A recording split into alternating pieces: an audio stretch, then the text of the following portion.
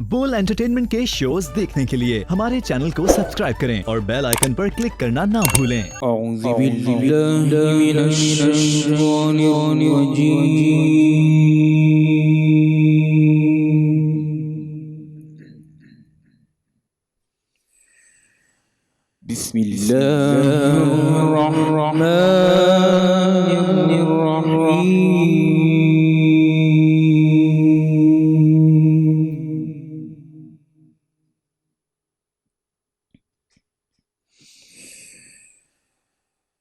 أرأيت الذي يكذب بالدين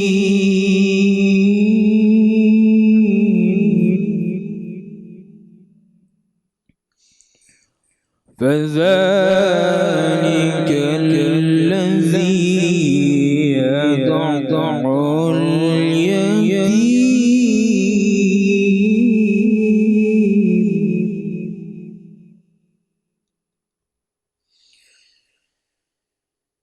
أرأيت الذي يكذب بالدين فذلك الذي يدع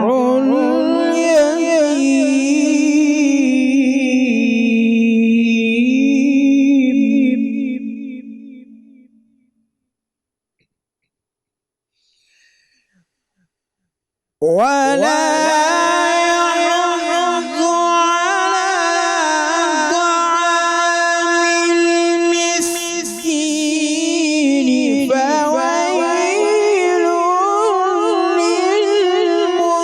للمصلين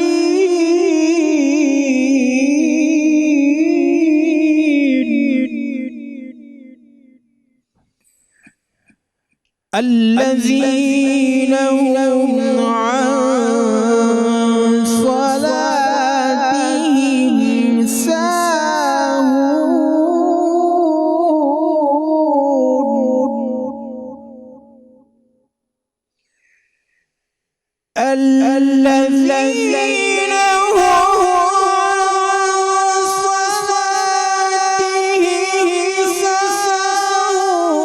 الذين هم الذين هم يراءون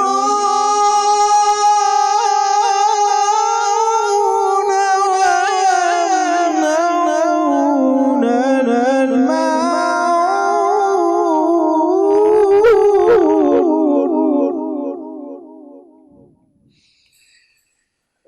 الذين هم عن صلاتهم ساهون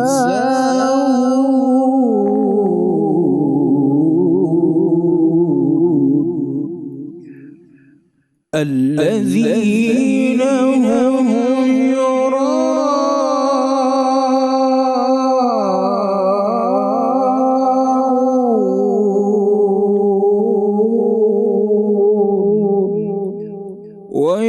ويمنعون الماعون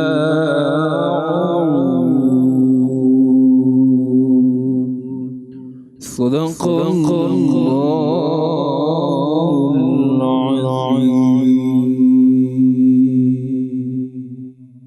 صدق اللہ العظیم۔ السلام علیکم، آپ سب کو خوش آمدید کہتا ہوں رمضان کی خاص ٹرانسمیشن جس کا نام ہے رمضان میں بول، اور آج کا قصہ بھی اللہ کے ایک عظیم نبی کا قصہ ہے۔ سنیں گے ایک بہادری کی داستان، ایک ظالم بادشاہ کی ہار کیسے ہوئی ایک نوجوان کے ہاتھوں۔ جی ہاں، قصہ شروع کرتے ہیں اور آپ کو اس منظر پہ لیے چلتے ہیں قوم عمالقہ کے ظالم و جابر بادشاہ جالوت کی فوج کے مقابلے میں بنی اسرائیل کی صف آرائی موجود ہے۔ جب طالوت بنی اسرائیل کے بادشاہ بن گئے تو انہوں نے بنی اسرائیل کو جہاد کے لیے تیار کیا اور ایک کافر بادشاہ جالوت سے جنگ لڑنے کے لیے اپنی فوج لے کر میدان میں نکلے۔ بنی اسرائیل کے بادشاہ حضرت طالوت نے یہ اعلان کر رکھا تھا کہ جو شخص جالوت کو قتل کرے گا میں اس کا نکاح اپنی بیٹی سے کر دوں گا، اور صرف یہی نہیں بلکہ آدھا ملک بھی اس کو دے دوں گا۔ طالوت کے لشکر میں ایک کم عمر نوجوان بھی اپنی غلیل کے ساتھ شامل تھا۔ کیونکہ 9 عمری ہونے کی وجہ سے اسے اسلحہ نہیں دیا گیا تھا۔ جالوت جسم کو سامان حرب سے سجائے نہایت رونت اور تکبر سے شاہی سواری پہ بیٹھا اہل ایمان کو دعوت مبارزت دے رہا تھا۔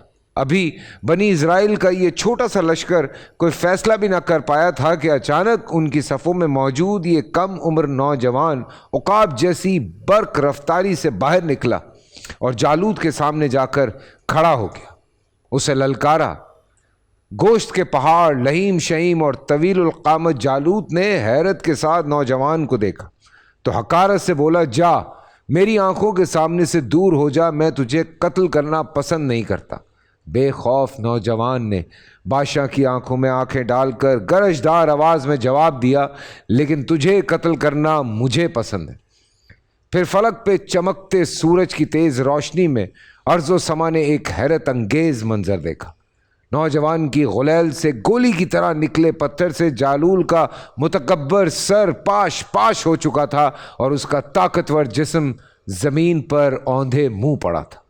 یہ سب اتنا اچانک ہوا کہ جالوت کی اسلحے سے لیس فوج بھی سنبھلنے کا موقع نہ پا سکی اور بدحواس ہو کر وہاں سے بھاگ کھڑی ہوئی۔ قرآن پاک کی سورہ بقرہ میں ارشاد ہے، داؤد نے جالوت کو قتل کر ڈالا اور اللہ نے ان کو بادشاہی اور دانائی بخشی اور جن جن چیزوں کا چاہا انہیں علم دیا۔ جی ہاں، یہ نوجوان کوئی اور نہیں بلکہ حضرت داؤد علیہ السلام تھے، جو سارا دن جنگل میں بکریاں چرایا کرتے اور غلیل سے بکریوں کے قریب آنے والے درندوں کو مار بھگاتے تھے۔ جالوت کی موت کو دیکھتے ہوئے بادشاہ آگے بڑھا۔ اس نے اپنے وعدے کے مطابق حضرت داؤد علیہ السلام کو آدھی سلطنت عطا کی اور اپنی شہزادی انیا سے آپ کی شادی بھی کر دی، اور یوں حضرت داؤد علیہ السلام اس سلطنت کے بادشاہ بن گئے۔ یہ محل آپ کی قیام گاہ تھی۔ حضرت داؤد علیہ السلام نے 100 سال کی عمر میں وفات پائی۔ آپ نے وسیع و عرض سلطنت پر 40 سال حکومت کی۔ حضرت ابن عباس سے مروی ہے کہ حضرت داؤد ہفتے کے دن اچانک وفات پا گئے اور پرندوں کی ٹکڑیاں ابر کی طرح ان پہ سایہ فغن تھی۔ آپ علیہ السلام کے جنازے میں شریک صرف علماء بنی اسرائیل کی تعداد 40,000 تھی، جبکہ عوام الناس کی کثیر التعداد اس کے علاوہ وہاں موجود تھی۔ بنی اسرائیل میں حضرت موسیٰ علیہ السلام اور حضرت ہارون علیہ السلام کی وفات کے بعد اس قدر رنج و غم کسی اور کی وفات پر نہ ہوا تھا۔ قرآن کریم کی سورہ میں ارشاد ہے، اے داؤد، ہم نے تمہیں زمین پر خلیفہ بنا دیا، تم لوگوں کے درمیان حق کے ساتھ فیصلہ کرو۔ اللہ تعالیٰ نے سورہ انبیاء میں فرماتے ہیں کہ ہم نے پہاڑوں کو داؤد کے لیے مسخر کر دیا کہ ان کے ساتھ تسبیح کرتے تھے، اور جانوروں کو بھی مسخر کر دیا۔ حضرت ابو ہریرہ سے مروی ہے کہ رسول اکرم صلی اللہ علیہ وسلم نے فرمایا کہ داؤد علیہ السلام پر قرت کو آسان اور ہلکا کر دیا گیا۔ وہ اپنے گھوڑے پہ زین کسنے کا حکم فرماتے اور اس سے پہلے کہ زین کسی جاتی آپ پوری زبور تلاوت کر چکے ہوتے۔ اللہ تعالیٰ نے حضرت داؤد کو دوسرا معجزہ عطا فرمایا کہ لوہے کو ان کے لیے موم کی طرح نرم فرما دیا۔ ایک اور آیت میں آتا ہے، اور ان کے لیے ہم نے لوہے کو نرم کر دیا اور کشادہ ذہیں بنا دیا، اور کڑیوں کو اندازے سے جوڑو اور نیک عمل کرو۔ جی ہاں، حضرت داؤد علیہ السلام کا یہ ایک واقعہ آپ کے سامنے پیش کیا۔ اب ہمارے علماء کرام یہاں پہ موجود ہیں، ہم ان سے جا کے بات کریں گے۔ آج کا موضوع جان نکالنے والا ہے، تھوڑا دل تھام کے بیٹھیے گا کیونکہ علماء کرام اس پہ کافی سختی سے بھی بات کر سکتے ہیں۔ آئیے مفتی صاحب، آپ آگے کھڑے ہو گئے، میری جان نکلی ہوئی تھی۔ السلام علیکم۔ السلام۔ میں دیکھ رہا تھا کہ ماشاءاللہ آپ بہت اچھی انداز سے، اور آپ کو اللہ تعالیٰ نے یہ الفاظ پر گرفت دی ہے، بڑے ہی پیارے انداز سے آپ انبیاء علیہ السلام کا، بالخصوص حضرت سیدنا داؤد علیہ السلام کا ذکر کر رہے تھے، اور میں آپ پہ رشک کر رہا تھا کہ آپ بہت اچھی طرح سے بات کر رہے ہیں۔ بہت شکریہ، یہ میرے لیے ایک خوشی کی بات ہے اور مجھے بہت اچھا لگا۔ مفتی صاحب، آپ کے علم میں نہیں ہے یہ بات کہ اس دن آپ تشریف نہیں رکھتے تھے، یہاں ہم بات کر رہے تھے تو اس بات میں یعنی سوال انہوں نے کیا ہم سے کہ کفار اور مشرکین کے حوالے سے، تو پھر خود ہی ہماری بات کے بعد جواب قوم کو انہوں نے دیا کہ میں ہوائی جہاز میں سفر کر رہا تھا تو میں نے دعا مانگی خشوع و خضوع سے، تو اس میں پھر انہوں نے یہ کہا کہ میں نے جب اس انگریز کو ساتھ والے کو بتایا کہ بھئی اب یہ میں سیفلی پہنچ جاؤں گا اور سکون سے اتر جاؤں گا، اس نے رابطہ کیا اور پھر اس دعا پر اس نے غور و خوض کیا، تیسرے چوتھے دن آ کے اس نے کہا مجھے مسلمان ہونے کا طریقہ بتاؤ۔ سبحان اللہ، سبحان اللہ۔ فیصل بھائی ایسا ہے جیسے آپ اصل میں اپنے شعبے میں ایک آپ کا نام ہے، تو جب آپ ایسا کوئی کام کرتے ہیں تو لوگوں کو ایک ماشاءاللہ ایک اس میں ایک تربیت ملتی ہے آپ کی فیلڈ کے، آپ کو چاہنے والے، ماشاءاللہ یہ حقیقت ہے کہ مفتی صاحب نے بڑی اچھی بات کی ہے۔ بہت بہت شکریہ، اور ماشاءاللہ کئی کتابیں اللہ پڑھنے کا تعالیٰ ارادہ کا کیا کرم ہے۔ ہے، اور بڑی بات یہ ہے۔ میں دیکھیں، میں ابھی تھوڑے دن پہلے یہاں بیٹھ کے یہی کہہ رہا تھا جب ہم افطار کر رہے تھے، میں نے کہا کہ میں جب اس ٹرانسمیشن کو شروع کر رہا تھا میں بہت کنفیوز تھا، میں ابھی بھی کنفیوز ہوں ویسے، میں صحیح بات بتاؤں، لیکن مجھے ہمت دینے میں، میرا ساتھ دینے میں یہ میرے تمام جو علماء کرام یہاں پہ موجود ہیں۔ آپ یقین کریں جب بریک ہوتا ہے تب بھی سمجھاتے ہیں، جب ہم ایک پروگرام ختم کرتے ہیں، افطار ساتھ میں کرتے ہیں، تو افطار کے بعد بھی ہم بیٹھتے ہیں اور بہت جو ہے وہ ہماری تفصیلاً گفتگو ہوتی ہے۔ تو ظاہر سی بات ہے جب آپ کی کمپنی ایسی ہوتی ہے تو آٹومیٹکلی چیزیں جو ہیں وہ بہتر ہونی شروع ہو جاتی ہیں، اور انشاءاللہ کوشش یہی ہے کہ زیادہ سے زیادہ سیکھیں، زیادہ سے زیادہ، کیونکہ عام زندگی میں ہم شاید اس طرح سے ان چیزوں میں انوالو نہیں رہتے ہیں، لیکن اسکرپٹ پڑھنے کا چونکہ رہا ہے سلسلہ، اور آج ہم جو بات کرنے والے ہیں وہ قبر کے عذاب پہ بات کرنے والے ہیں۔ اس میں بہت سارے پہلو ہیں، میں نے ابھی مذاق میں کہا تھا کہ آپ لوگ ڈر جائیں گے، لیکن اوبویسلی جب کوئی بیماری آتی ہے تو اس کے ساتھ اس کا علاج بھی آتا ہے۔ تو چھوٹا سا بریک سے واپس آتے ہیں۔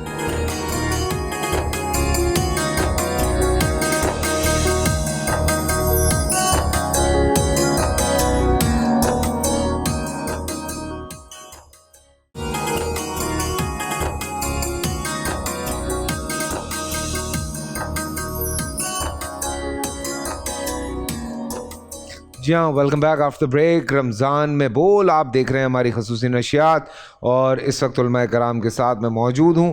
اٹھ جائیے سحری کے لیے اور بنانے شروع کر دیں، اور ساتھ ساتھ ہمارا پروگرام بھی دیکھتے رہیں۔ ہاتھ مت روک لیجیے گا جب کوئی بات ہو رہی ہو، پریشان ہونے کی ضرورت نہیں ہے، علماء کرام اتنا نہیں ڈراتے ہیں جتنا لوگ کہتے ہیں، جتنا قرآن نے ڈرایا ہے۔ ہاں، لیکن آپ لوگ ساتھ میں تھوڑا سا اور بھی چیزیں نکال کے بتا دیتے ہیں نا، تو اس سے تھوڑی آسانی ہو جاتی ہے۔ ہم بات کر رہے ہیں قبر کے عذاب کی، اور قبر کے عذاب کی ہم بات کرتے ہیں تو اس کے بعض اسباب بھی ہماری سمجھ میں آ رہے ہوتے ہیں، لیکن جرنلی قرآن کی ہم بات کرتے ہیں اس میں سارا کچھ موجود ہے، لیکن قبر کی جب ہم بات کرتے ہیں اس کے عذاب کے حوالے سے کیا اسباب موجود ہیں؟ بسم اللہ والصلاۃ والسلام علی رسول اللہ۔ بنیادی طور پر یہ ذہن میں رہے کہ جتنے بھی مذاہب ہیں، میں جتنے مذاہب کا مطالعہ کر سکا، یہ چیز کامن ہے کہ ہر مذہب کے ماننے والوں کو برائیوں سے ڈرایا گیا ہے اور اچھائیوں کی طرف رغبت دلائی گئی ہے۔ بے شک، اچھائیوں پر انعام کا اعلان کیا گیا ہے اور برائیوں پر عذاب کی بات بتائی گئی ہے، بالکل، چاہے وہ آسمانی مذاہب ہوں یا غیر آسمانی مذاہب ہوں۔ اسلام ادیان عالم پر غالب دین ہے۔ ان الدین عند اللہ الاسلام، اللہ کا پسندیدہ ترین دین اسلام ہے۔ بے شک، اور ہمارے لیے قصے، کہانیوں یا من گھڑتوں سے ہمارے عقائد یا ہمارا دین نہیں بنا، بلکہ اس کی بنیاد ہے یا اللہ کا قرآن یا رسول اللہ کا فرمان، اور اللہ کے قرآن اور نبی کے فرمان کے اصول، اور ان اصول اور ضوابط پر پھر آگے سارے مسائل کا استنباط ہوا۔ جس طرح اللہ وحدہ لا شریک کی، اس کی قدرت کی، اس کی رحمت کی یہ ایک ادا ہے کہ وہ اچھائیوں پر اسلام والوں کو، مسلمانوں کو وہ انعام کا اعلان کرتا ہے، انہیں جنت کے وعدے دیتا ہے، اپنی رحمت کی بات کرتا ہے، ان کے لیے طرح طرح کے انعامات کا ذکر کرتا ہے۔ اسی طرح اللہ وحدہ لا شریک گناہ پر، اپنی نافرمانی پر اہل ایمان کو ڈراتا بھی ہے۔ بالکل، تو یہ ڈرایا اس لیے جاتا ہے تاکہ یہ اس گناہ سے اور غلطی اور خطا سے باز آ جائے۔ عذاب قبر کا جہاں تک تعلق ہے تو یہ ہمارے نبی رحمت سید کونین نے ہمیں یہ سارا کچھ بتایا، اور یاد رہے کہ یہ جو عذاب یا ثواب یہ جو ساری چیزیں ان کا تعلق علم جو ہے نا عالم غیب کے ساتھ ہے. ہمارے لیے ابھی ہم تو گئے نہیں ہیں قبر میں, ابھی ہم تو جنت دوزخ ہم نے دیکھی نہیں ہے. تو ایک مسلمان وہ مومن کب ہوتا ہے؟ یؤمنون بالغیب. قرآن مجید میں اللہ تعالیٰ فرماتے ہیں نا الف لام میم ذالک الکتاب لا ریب فیہ ھدی للمتقین الذین یؤمنون بالغیب. تو یہ ایمان بالغیب ہے ہمارا کہ جو کچھ اللہ اور اس کے رسول نے ہمیں بتایا ہے وہ سب حق ہے اور وہ ویسا ہی ہوگا. بے شک اب یہ جو عذاب قبر ہے اس کے حوالے سے ہمارے نبی پاک صلی اللہ علیہ وسلم نے ہمیں واضح طور پر خبریں دی ہیں. صحاح کے اندر اور تمام مکاتب فکر اور تمام جو مسالک اسلامی ہیں اس کے اندر عذاب قبر کا کانسیپٹ اور تصور موجود ہے, اور اس کے پیچھے اللہ کے نبی کی بتائی ہوئی باتیں ہیں, حدیثیں ہیں وضاحتاً. ویسے اشارتاً قرآن مجید کے اندر بھی اس کا ذکر موجود ہے. جس طرح قرآن میں اللہ فرماتا ہے یضربون وجوہہم وادبارہم کے فرشتے ان کی روح قبض کرتے ہیں اور پھر ان کو جناب تھپڑ مارتے ہیں اور ان کے پیٹوں پر مارتے ہیں اور پھر کہتے ہیں کہ اب تم عذاب چکھو. تو اب اس سے مراد کون سے ہے؟ یہ وہی قبر والا عذاب ہے. یا میں تھوڑا سا سننے والوں کے لیے ایکسپلین کر دوں کہ عذاب قبر سے جو مراد ہوتی ہے وہ عذاب برزخ ہے. یعنی ہم جب ماں کے پیٹ میں تھے تو وہ عالم رحم مادر تھا, جب ہم دنیا میں آئے تو یہ عالم دنیا ہے. اس کے بعد ہم ایک اور عالم میں جائیں گے جو عالم برزخ ہے, اور اس عالم برزخ سے ہم نکلیں گے عالم قیامت میں داخل ہوں گے. تو یہ ایک پورا عالم ہے, یہ ایک پورا جہان ہے یہ جو برزخ ہے. اور برزخ کیا ہے؟ قیامت اور ہماری موت, اس کے درمیان کا جتنا بھی یہ ڈیوریشن, جتنا بھی ٹائم ہے, جتنا بھی زمانہ ہے, یہ سارا عالم برزخ ہے. اب زیادہ تر چونکہ لوگوں کا یہ عالم برزخ جو ہے نا وہ گزرتا قبر میں ہے, تو اس اکثریت کی وجہ سے اس کو عذاب قبر کہہ دیا جاتا ہے. بنیادی طور پر یہ عذاب برزخ ہے. تو یہ اس حوالے سے بھی ہے کہ جس طرح قرآن مجید قرآن رشید میں اللہ تعالیٰ فرماتا ہے من ای شیء خلق من نطفۃ خلقہ فقدرہ ثم السبیل یسرہ ثم اماتہ فاقبرہ, کہ ہم نے ایک انسان کو قطرہ آب سے پیدا کیا, پھر ہم اسے دنیا میں لے کر آئے, پھر ہم اسے موت دیں گے اور پھر ہم اسے قبر دیں گے. تو اب کیا اللہ تو کہہ رہے کہ میں انسان کو قبر دوں گا, تو اب تو ہزاروں لاکھوں ایسے ہیں جو جنہیں قبر ملتی نہیں, ہزاروں لاکھوں ایسے ہیں جو کہ جن کو جلا دیا جاتا ہے, ہزاروں لاکھوں ایسے ہیں کہ جن کو پرندے کھا جاتے ہیں, یہ جانور کھا جاتے ہیں. تو پھر یہ کیا ہے؟ اللہ کا تو وعدہ ہے کہ فاقبرہ میں اس کو قبر دوں گا, تو قبر تو ملی نہیں. تو یہاں پر اتفاق مومنین اور مسلمین ہے تمام مکاتب فکر کا کہ یہاں اقبرہ سے مراد عالم برزخ ہے.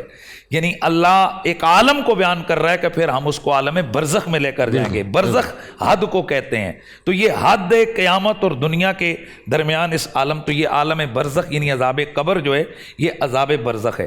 اب اس میں جن لوگوں کو تو قبر ملتی ہے ان کی بابت میں اللہ کے نبی نے بیان کیا, اور جتنا یہ غیب کی بات ہے جتنا نبی نے ہمیں بتایا ہم اتنے پر ایمان رکھتے ہیں. اور اپنی طرف سے ہم اٹکلیاں, اپنی طرف سے جناب ہم عقل کے گھوڑے نہیں دوڑا سکتے. جتنا اللہ کے رسول نے ہمیں سمجھایا, ہمیں بتایا, ہمارا اس پر ایمان ہے.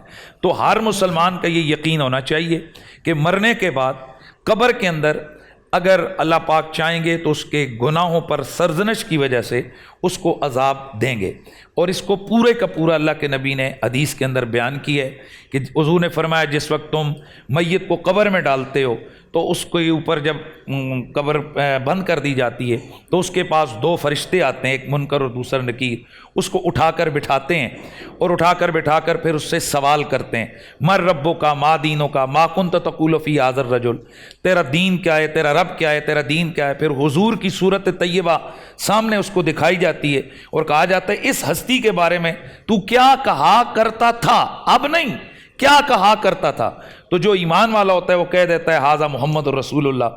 پھر اس کے لیے حدیث میں آتا ہے کہ اللہ تعالیٰ کہ ابھی فرماتے ہیں کہ فرشتوں سے کہتا ہے تجھے یہ کیسے پتہ چلا, تو پھر وہ بتاتا ہے کہ میرے پاس قرآن آیا تھا, یہ میرے پاس جو صاحب قرآن ہے انہوں نے بتایا.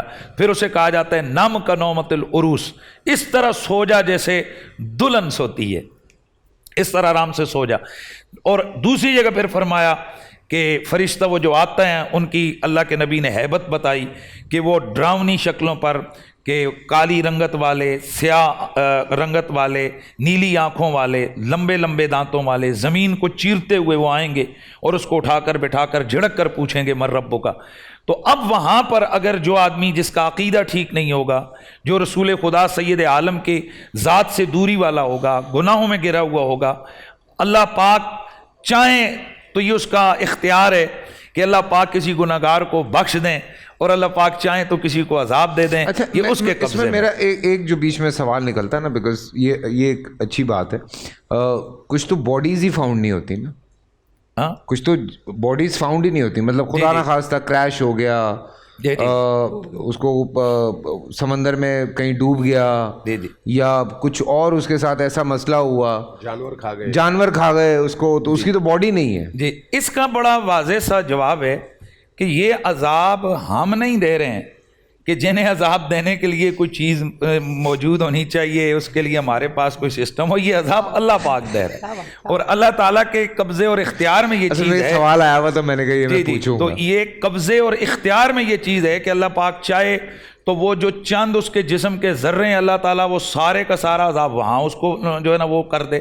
دیکھیں آج آپ کی مشینری، آپ کی ٹیکنالوجی ایسی آ گئی ہے، ایسی مشینیں آ گئی ہیں کہ اتنے 1000 وولٹ کا جھٹکا اس کو دو ہیں جی، مثلا وہ مشین کے ذریعے سے اکٹھی انرجی وہ 20-20 ہزار اور 20-20 کلو واٹ کی وہ اکٹھی ڈال سکتے ہیں. یعنی ہمارے اختیار میں آ گئے کہ ہم نے کس جگہ ایسے ریزز ڈالنی ہیں جو اندر کے اندر جو نا آپریشن بھی کر دیتی ہیں، بظاہر کوئی کٹ بھی نہیں لگتا. تو جب ہماری ٹیکنالوجی میں ایسے کانسیپٹس موجود ہیں تو اللہ وہ تو احکم الحاکمین ہے، وہ تو قدیر ہے، قدیر مطلق ہے، وہ چاہے تو وہ جناب عذاب دے سکتا ہے. جی بالکل، بے شک. جی اس نقطے کو اگر میں تھوڑا سا مزید کھول دوں، آپ اجازت دیں، بعد میں پھر اپنے ہمارے نوید بھائی جو ہیں گفتگو کر لیں، اگر آپ اجازت دیں. نہیں بسم اللہ بسم اللہ، اجازت ہے مفتی صاحب؟ بسم اللہ الرحمن الرحیم. بڑی اچھی گفتگو کی مفتی صاحب نے. میں اس نقطے سے آغاز کروں گا جہاں پر آپ نے سوال کیا اور انہوں نے جواب دیا. دیکھیے، اس دنیا پر غور کریں اور اللہ کی قدرت پر غور کریں. پہلی بات علمی حوالے سے، یعنی دوسرے لفظوں میں سائنسی حوالے سے یہ ثابت شدہ چیز ہے کہ اس مادی دنیا میں کوئی بھی چیز فنا نہیں ہوتی، شکل بدلتی ہے. یہ ذہن میں رکھیں، شکل، یہ سائنس نے ثابت کیا ہے. آپ کوئی چیز جلا دیتے ہیں تو جلانے سے جو چیز جل رہی ہے وہ مختلف شکلوں میں تبدیل ہو رہی ہے. کچھ اس کا حصہ راکھ بن رہا ہے، کچھ دھواں بن رہا ہے، کچھ حرارت میں تبدیل ہو رہا ہے، کچھ شعلوں میں یعنی مختلف چیزوں میں تبدیل ہو کر تحلیل ہو رہا ہے، لیکن ختم نہیں ہو رہا، وہ ان شکلوں میں موجود ہے. اب اگر آپ ریوائنڈ کریں فلم کو، وہ ساری چیزیں واپس آ جائیں گی اپنی شکل میں. یعنی بالکل، تو یہ تو قابل تصور ہے نا. اگر میں عوام کو سمجھانے کے لیے یہ بات کر رہا ہوں، بڑا سمپل سا ہے. اگر آپ نے کسی جانور کو دیکھا کہ اس نے مرغی کو کھا لیا اور اس کے پورے وجود کا وہ حصہ بن بھی گیا، آپ وہی فلم ریوائنڈ کر دیں تو وہ واپس وہ مرغی ٹھیک ہو جائے گی یا نہیں، زندہ ہو جائے گی یا نہیں. اللہ کے لیے تو یہ کوئی مسئلہ نہیں ہے نا. تو اصل جو چیز ہے وہ یہ ہے کہ مادہ اس دنیا میں فنا پذیر نہیں ہے، شکل بدلتا ہے. جب شکل بدلتا ہے تو اصل شکل میں لانا اللہ کے لیے کوئی مسئلہ نہیں ہے. علمی حوالے سے یہ ثابت شدہ چیز ہے. بالکل. اب جہاں تک قبر کا تعلق ہے، مرنے کے بعد بہشت یا جہنم سے پہلے کا مرحلہ یہ ہے عالم برزخ. قبر اس کی ایک شکل ہے، قبر اس کی مادی شکل ہے، برزخ اس کی معنوی شکل ہے. برزخ اس عالم سے بہت بڑا عالم ہے، یہ چھوٹا عالم نہیں ہے. اور عوام کو سمجھانے کے لیے، چونکہ یہ موضوع ایسا ہے جو سمجھنے سے متعلق ہے اور بڑا ہی دلچسپ بھی ہے اور انسان کی فکر اور سوچ کو تبدیل کرنے والا موضوع بھی ہے. حضرت آدم سے لے کر ابھی اس لمحے تک، جس لمحے میں ہم یہاں پر بیٹھے ہوئے ہیں، جتنے بھی انسان دنیا سے گزر گئے کہاں ہیں اس وقت؟ برزخ میں ہیں. بالکل، تمام کے تمام لوگ برزخ میں ہیں. کس انتظار میں ہیں؟ قیامت کے، حشر و نشر کے. اب برزخ کی ایک زندگی ہے اور وہ برزخ کی زندگی ایک حقیقت رکھتی ہے، لیکن برزخی جسم کے ساتھ بدن آپ کا تحلیل ہوا. آپ کے پورے وجود کے دو حصے ہیں نا، ایک آپ کی روح ہے اور ایک آپ کا بدن ہے. آپ جب کوئی بھی انسان مرتا ہے تو بدن مرتا ہے، روح تو نہیں مرتی. بے شک. اچھا، اگر کسی کا بدن زندہ رہتے ہوئے ہاتھ کٹ جائے تو اس کو آپ دفنا دیتے ہیں، روح اس میں نہیں ہے، روح تو ادھر بدن میں ہے. یہ روح جواب دے ہے نا یہاں پر. برزخ میں تمام تر اللہ کی نعمتوں اور اللہ کے عذاب کا تعلق آپ کی اسی روح سے ہے. आलम आखिरत का हिसाब किताब और है और बरज़ख का हिसाब किताब और है। अब ये जो बरज़खी दुनिया है, बरज़खी दुनिया में भी अजाब है, इक़ाब है, नेमत है, अल्लाह की तरफ से रहमत है, दोनों चीज़ें वहाँ पर भी हैं। उसका आगाज़ मौत के फ़ौरन बाद से शुरू होता है, लेकिन ये जो ताल्लुक़ है ये उसका ताल्लुक़ इंसान की रूह के साथ है। अब सवाल ये है कि वो इक़ाब क्या है, वो अजाब क्या है, या वो नेमत क्या है। आप देखें पहले ये हम जानते हैं ब्रेक के बाद। देखते रहिए रमज़ान में बोल।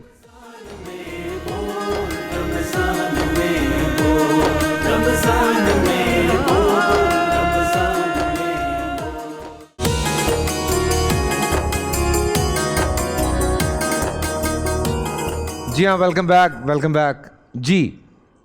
तो मैं ये अर्ज़ कर रहा था कि बरज़ख की जो ज़िंदगी है ना, वहाँ पर जब आप कहते हैं इक़ाब अजाब, जब आप कहते हैं जन्नत नेमत, तो वो क्या है, और जिस जन्नत और जहन्नम की बशारत और नबीद कुरान करीम दे रहा वो क्या है। अच्छा, मैं ये जब आप बरज़ख की बात करते हैं, इसमें एक छोटा सा मैं ब्रैकेट लगाना चाह रहा हूँ। ब्रैकेट में ये आया है कि जैसे कई जगह लिखा है कि फ़लाँ साहबी जो हैं वो जन्नत में है, या ये जहन्नुमी है, या इस तरह की बातें आती हैं ना बीच बीच में। तो ये इसमें क्या कहते हैं कि फिर वो बरज़ख में भी कोई जन्नत दोज़ख है? मैं यही अर्ज़ कर रहा हूँ, उसी की तरफ आ रहा हूँ। एक है बहश्त और जन्नत बरज़खी, और एक है आलम आखिरत। एक है नेमतहाए बहश्ती इस बरज़ख में, बरज़खी नेमतें। एक है आलम आखिरत। ये जो हम बरज़ख में अपने अमवात को देखते हैं और उनके लिए ईसाल सवाब करते हैं, उनको मुख्तलिफ़ चीज़ें पहुँचाते हैं यहाँ से कार खैर की सूरत में, वो उनके बरज़खी नेमतों में इजाफे का बायस है।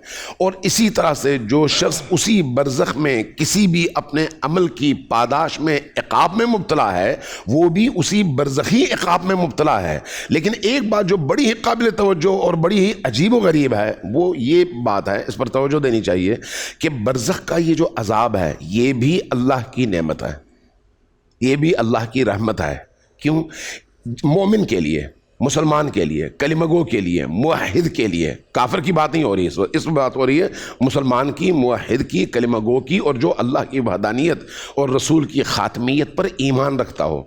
ये जो इक़ाब है, ये इक़ाब उसके अंदर मौजूद उन तमाम अजाब का बाइस बनने वाले अफ़आल के असरात को ख़त्म करने का बाइस है। ये इक़ाब उसको साफ़ और पाकीज़ा करने का बायस है। जब हम कुरान करीम में पढ़ते हैं कि काफिर मुखल्लद होगा जन्नत में, जहन्नम में, और मोमिन हमेशा रहेगा जन्नत में, तो मुसलमान के बारे में, जो गुनाहगार मुसलमान है, उसके बारे में क्या है? जहन्नम का अजाब है, लेकिन खालिदून फीहा नहीं है कि वो हमेशा जहन्नम में रहे, बल्कि वो उस अजाब के मरहले से गुजर कर पाक होकर फिर जाएगा जन्नत में।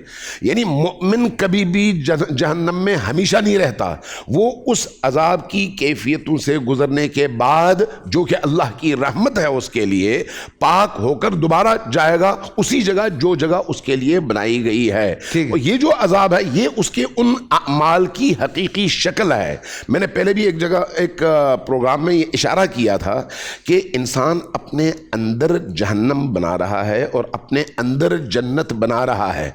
आप अपने अंदर देखें, जब कोई आपको खुदा न खास्ता गाली दे, आपके अंदर की क्या कैफियत होती है? आप एक अजाब की कैफियत में नहीं होते, ये आपके अंदर की कैफियत है रूह की। वो जब खारिज में सामने आए तो आपका जहन्नम है। अगर आप किसी शख्स के, किसी फर्ज करें यतीम के सर पर हाथ फेरते हैं, आपको जो एक तस्कीन, एक लज्जत, एक कल्बी इत्मीनान की कैफियत मिलती है, इस इत्मीनान की कैफियत की आप कोई कीमत लगा सकते हैं? नहीं। क्यों? ये आपके अंदर की रूह की वो आली और नूरानी कैफियत है जो उस कार खैर की वजह, ये आपकी जन्नत है जो आपके अंदर पल रही है। इसलिए जब आप अच्छा काम करते हैं, उसकी मानवी शक्ल बन रही है, जब आप बुरा काम करते हैं उसकी मानवी शक्ल बन रही है, सिर्फ आंखों पर से पर्दा हटने की देर है। पर्दा हटे तो आपके सामने हो। मैंने पहले भी एक वाकया अर्ज किया था, अब भी अर्ज करूंगा कि जब आप जिक्र पढ़ते हैं ना, अगर ये जिक्र तवज्जो से पढ़ें तो यही जिक्र जन्नत की दरख्त है, जन्नत का दरख्त है, जन्नत का मेवा है, जन्नत का फल है जो आपके सामने वहां पर आएगा, लेकिन यहां पर आप उसको इन आंखों से नहीं देख रहे। लेकिन जब उसी जिक्र की जगह आप जबान गलत इस्तेमाल करेंगे, गाली देंगे, किसी को तकलीफ देंगे, ये गाली और तकलीफ देना क्या है? आप ये जो सिफात हैं इंसान के अंदर दो तरह की, एक हैवानी और एक फरिश्तों वाली। हैवानी सिफात को आप हैवानात में तलाश कर लें। कुत्ता क्या करता है? भौंकता है। सांप क्या करता है? काटता है। खिंजीर क्या करता है? बेहयाई करता है। ठीक है, आप अगर अपने अंदर यानी मिन्हे से इंसान अपने अंदर उन सिफात को देखें, किस इंसान के अंदर कौन सी सिफत गालिब है, तो वो इंसान असल में अपने अंदर वही जानवर है। पर्दा हटे तो वो जानवर सामने आएगा। अल्लाह ने पर्दा रखा हुआ है। इसलिए एक हदीस, एक कौल अमीरुल मोमिनीन का मैं बयान करके ख़त्म कर देता हूँ।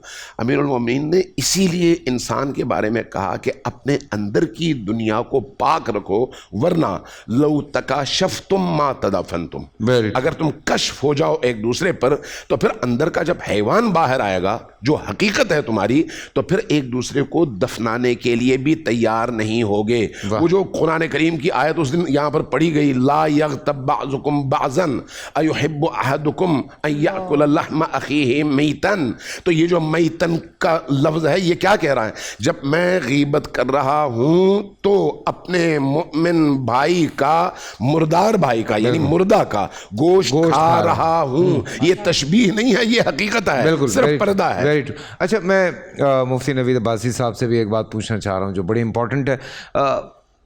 अजीब सा सवाल है, मुझे माफ़ कर दीजिएगा, मेरा सवाल नहीं है ये आया है तो मैंने कहा मैं आपसे पूछ लूँ, अल्लाह मुझे माफ़ करे। लोग कहते हैं कि जो कब्र का अजाब है ऐसा कुछ नहीं है, ये सिर्फ इंसान को डराने के लिए किया जाता है। अल्लाह अपने बंदों से बहुत प्यार करता है, इसमें बहुत और भी बहुत सारी बातें हैं जो मैं नहीं करना चाह रहा। बिस्मिल्लाहिर्रहमानिर्रहीम। गुजारिश ये है कि ये जो तसव्वुर है ये एक तो अल्लाह रब्बुल आलमीन के निज़ाम को जो लोग नहीं समझते, ये उनका बनाया हुआ एक तसव्वुर है मन घड़त कि जनाब जब मौत आ गई तो सब कुछ ख़त्म हो गया, आपकी जन्नत, आपकी जहन्नम, आपकी ज़िंदगी, सब कुछ यही है, इसके बाद कुछ नहीं है। ये एक तसव्वुर आमतौर पर लोगों में पाया जाता है और इसी से फिर इल्हाद और दीगर चीज़ें जो है वो जन्म लेती हैं मुआशरे में। जबकि अगर हम एक मुसलमान की हैसियत से देखिए, यहाँ साइंस के हवाले से भी बात हुई, बहुत सारी बात इस हवाले से की जा सकती है, लेकिन अगर आप एक मुसलमान की हैसियत से इस चीज़ को देखें तो कब्र किस चीज़ का नाम है? कब्र जो हम ये लफ्ज़ बोल रहे हैं ना, कब्र काफ बेरे, ये बुनियादी तौर पर मज़दर है और ये जाए करार को कहते हैं, यानी जो जिस जगह पर है उसके लिए वो कब्र है। ज़रूरी नहीं कि ज़मीन खोद कर किसी आदमी को उतार कर वहाँ पर लिटा कर उसके ऊपर मिट्टी डाल दी जाए तो वो कब्र है, बल्कि जिसको जानवर ने खाया उसके लिए वो कब्र, जो आग में जल गया वो मामलात उसके लिए कब्र, यानी जो जिस हाल में है उसके लिए वो जगह कब्र है। ख़त्म हो गई वो उसकी कब्र। जी जी। और कुरान मजीद फुरकान हमीद फैसल कुरैशी साहब क्या कहता है? कई फतकफुरून बिल्लाह वकुन्तुम अमवातन फ़अहयाकुम सुम्मा युमीतुकुम सुम्मा युहयीकुम सुम्मा इलैहि तुरजाऊन। कुरान ये बात बड़ी वज़ाहत के साथ ये इरशाद फरमा रहा है कि तुम कैसे रब का इनकार कर सकते हो। ये जो लोग कब्र का इनकार करते हैं इनसे ये पूछें कि आप खुद ब खुद ज़रा पैदा होकर दिखा दें ना। हमारा ये सवाल है कि कोई आदमी जब बाद की ज़िंदगी का इनकार करता है तो वो माँ के पेट में कैसे आया, उससे पहले कहाँ था? ये निज़ाम, ये कायनात कोई हादसे की सूरत में मार्ज़ वजूद में नहीं आई, ये महज बातिल ख्याल है। इस तरह के हादसात फिर आप भी करें ना। साइंस भी किसी चीज़ की तह तक पहुँचती है तो मुसलसल तजर्बात और اس علم میں وسعت کی وجہ سے، لیکن کئی دفعہ وہ ایک نتیجے پر پہنچتے ہیں، سال بعد دوسرا نتیجہ آتا ہے۔ رب العالمین کے ہاں یہ نظام نہیں ہے۔ رب نے، جیسے ہم نے یہاں پر بات کی تھی پروردگار تقدیر کے باب میں، کہ پروردگار نے ایک نظام متعین فرما دیا ہے، اس نے کائنات کو پیدا فرما دیا ہے، رب نے یہ نظام رکھ دیا ہے۔ تو قرآن کیا کہتا ہے؟ تم اللہ کا کیسے انکار کرو گے؟ تم کچھ بھی نہیں تھے، اس نے تمہیں زندگی عطا کی، اس زندگی کے بعد وہ تمہیں موت عطا کرے گا، ثم یمیتکم ثم یحییکم، پھر تمہیں زندگی عطا کرے گا۔ اس زندگی کے بعد کوئی موت نہیں ہے۔ جب ہم برزخ میں چلے جائیں گے نا، برزخ میں جانے کے بعد کوئی موت نہیں ہے۔ اور اس کی تائید نبی علیہ السلام کی وہ حدیث جو مفتی صاحب نے تلاوت کی یہاں پر، کہ مردے سے یہ کہا جائے گا، جب اس سے یہ پوچھا جائے گا ما کنت تقول فی حق ھذا الرجل، تو وہ جب جواب دے دے گا تینوں سوالوں کے، یا اس سوال کا جواب دے دے گا، تو اس سے کہا جائے گا نم کنم تنا یوم العروس، سو جا ایسے جیسے پہلے رات کی دلہن سوتی ہے۔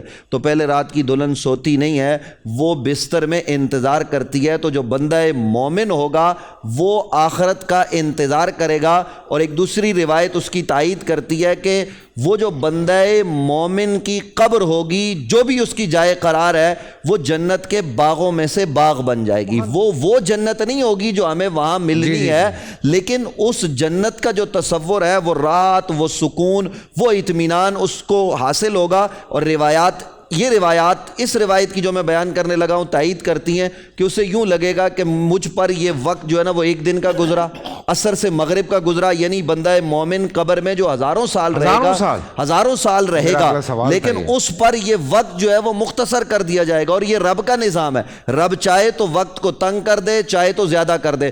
آپ دیکھیے کہ قرآن مجید فرقان حمید اس بات کی تائید یہاں بھی کرتا ہے۔ بریک کے بعد یہیں سے آپ، یہ بڑی امپورٹنٹ بات ہے، میں واقعی پوچھنا چاہ رہا تھا۔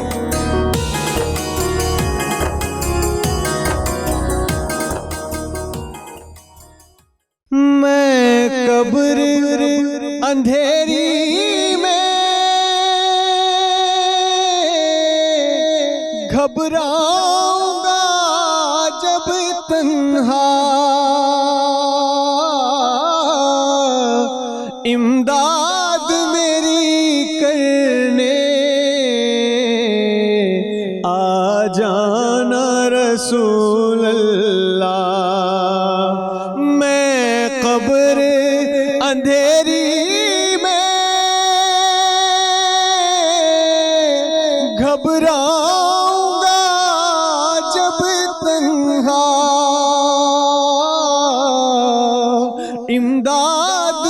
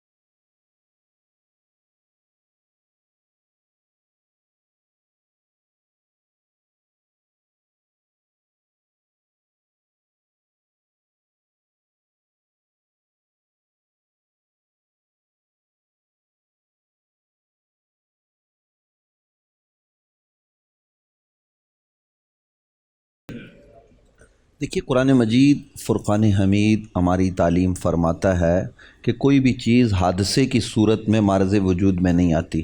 حضرت پیغمبر سیدنا عیسیٰ علیہ السلام جب ان سے معجزے کے حوالے سے بات ہوئی تو انہوں نے قرآن کہتا ہے فَأَنفُخُ فِيهِ فَيَكُونُ طَيْرًا بِإِذْنِ اللَّهِ وَأُبْرِئُ الْأَكْمَحَ وَالْأَبْرَصَ وَأُحْيِي الْمَوْتَى۔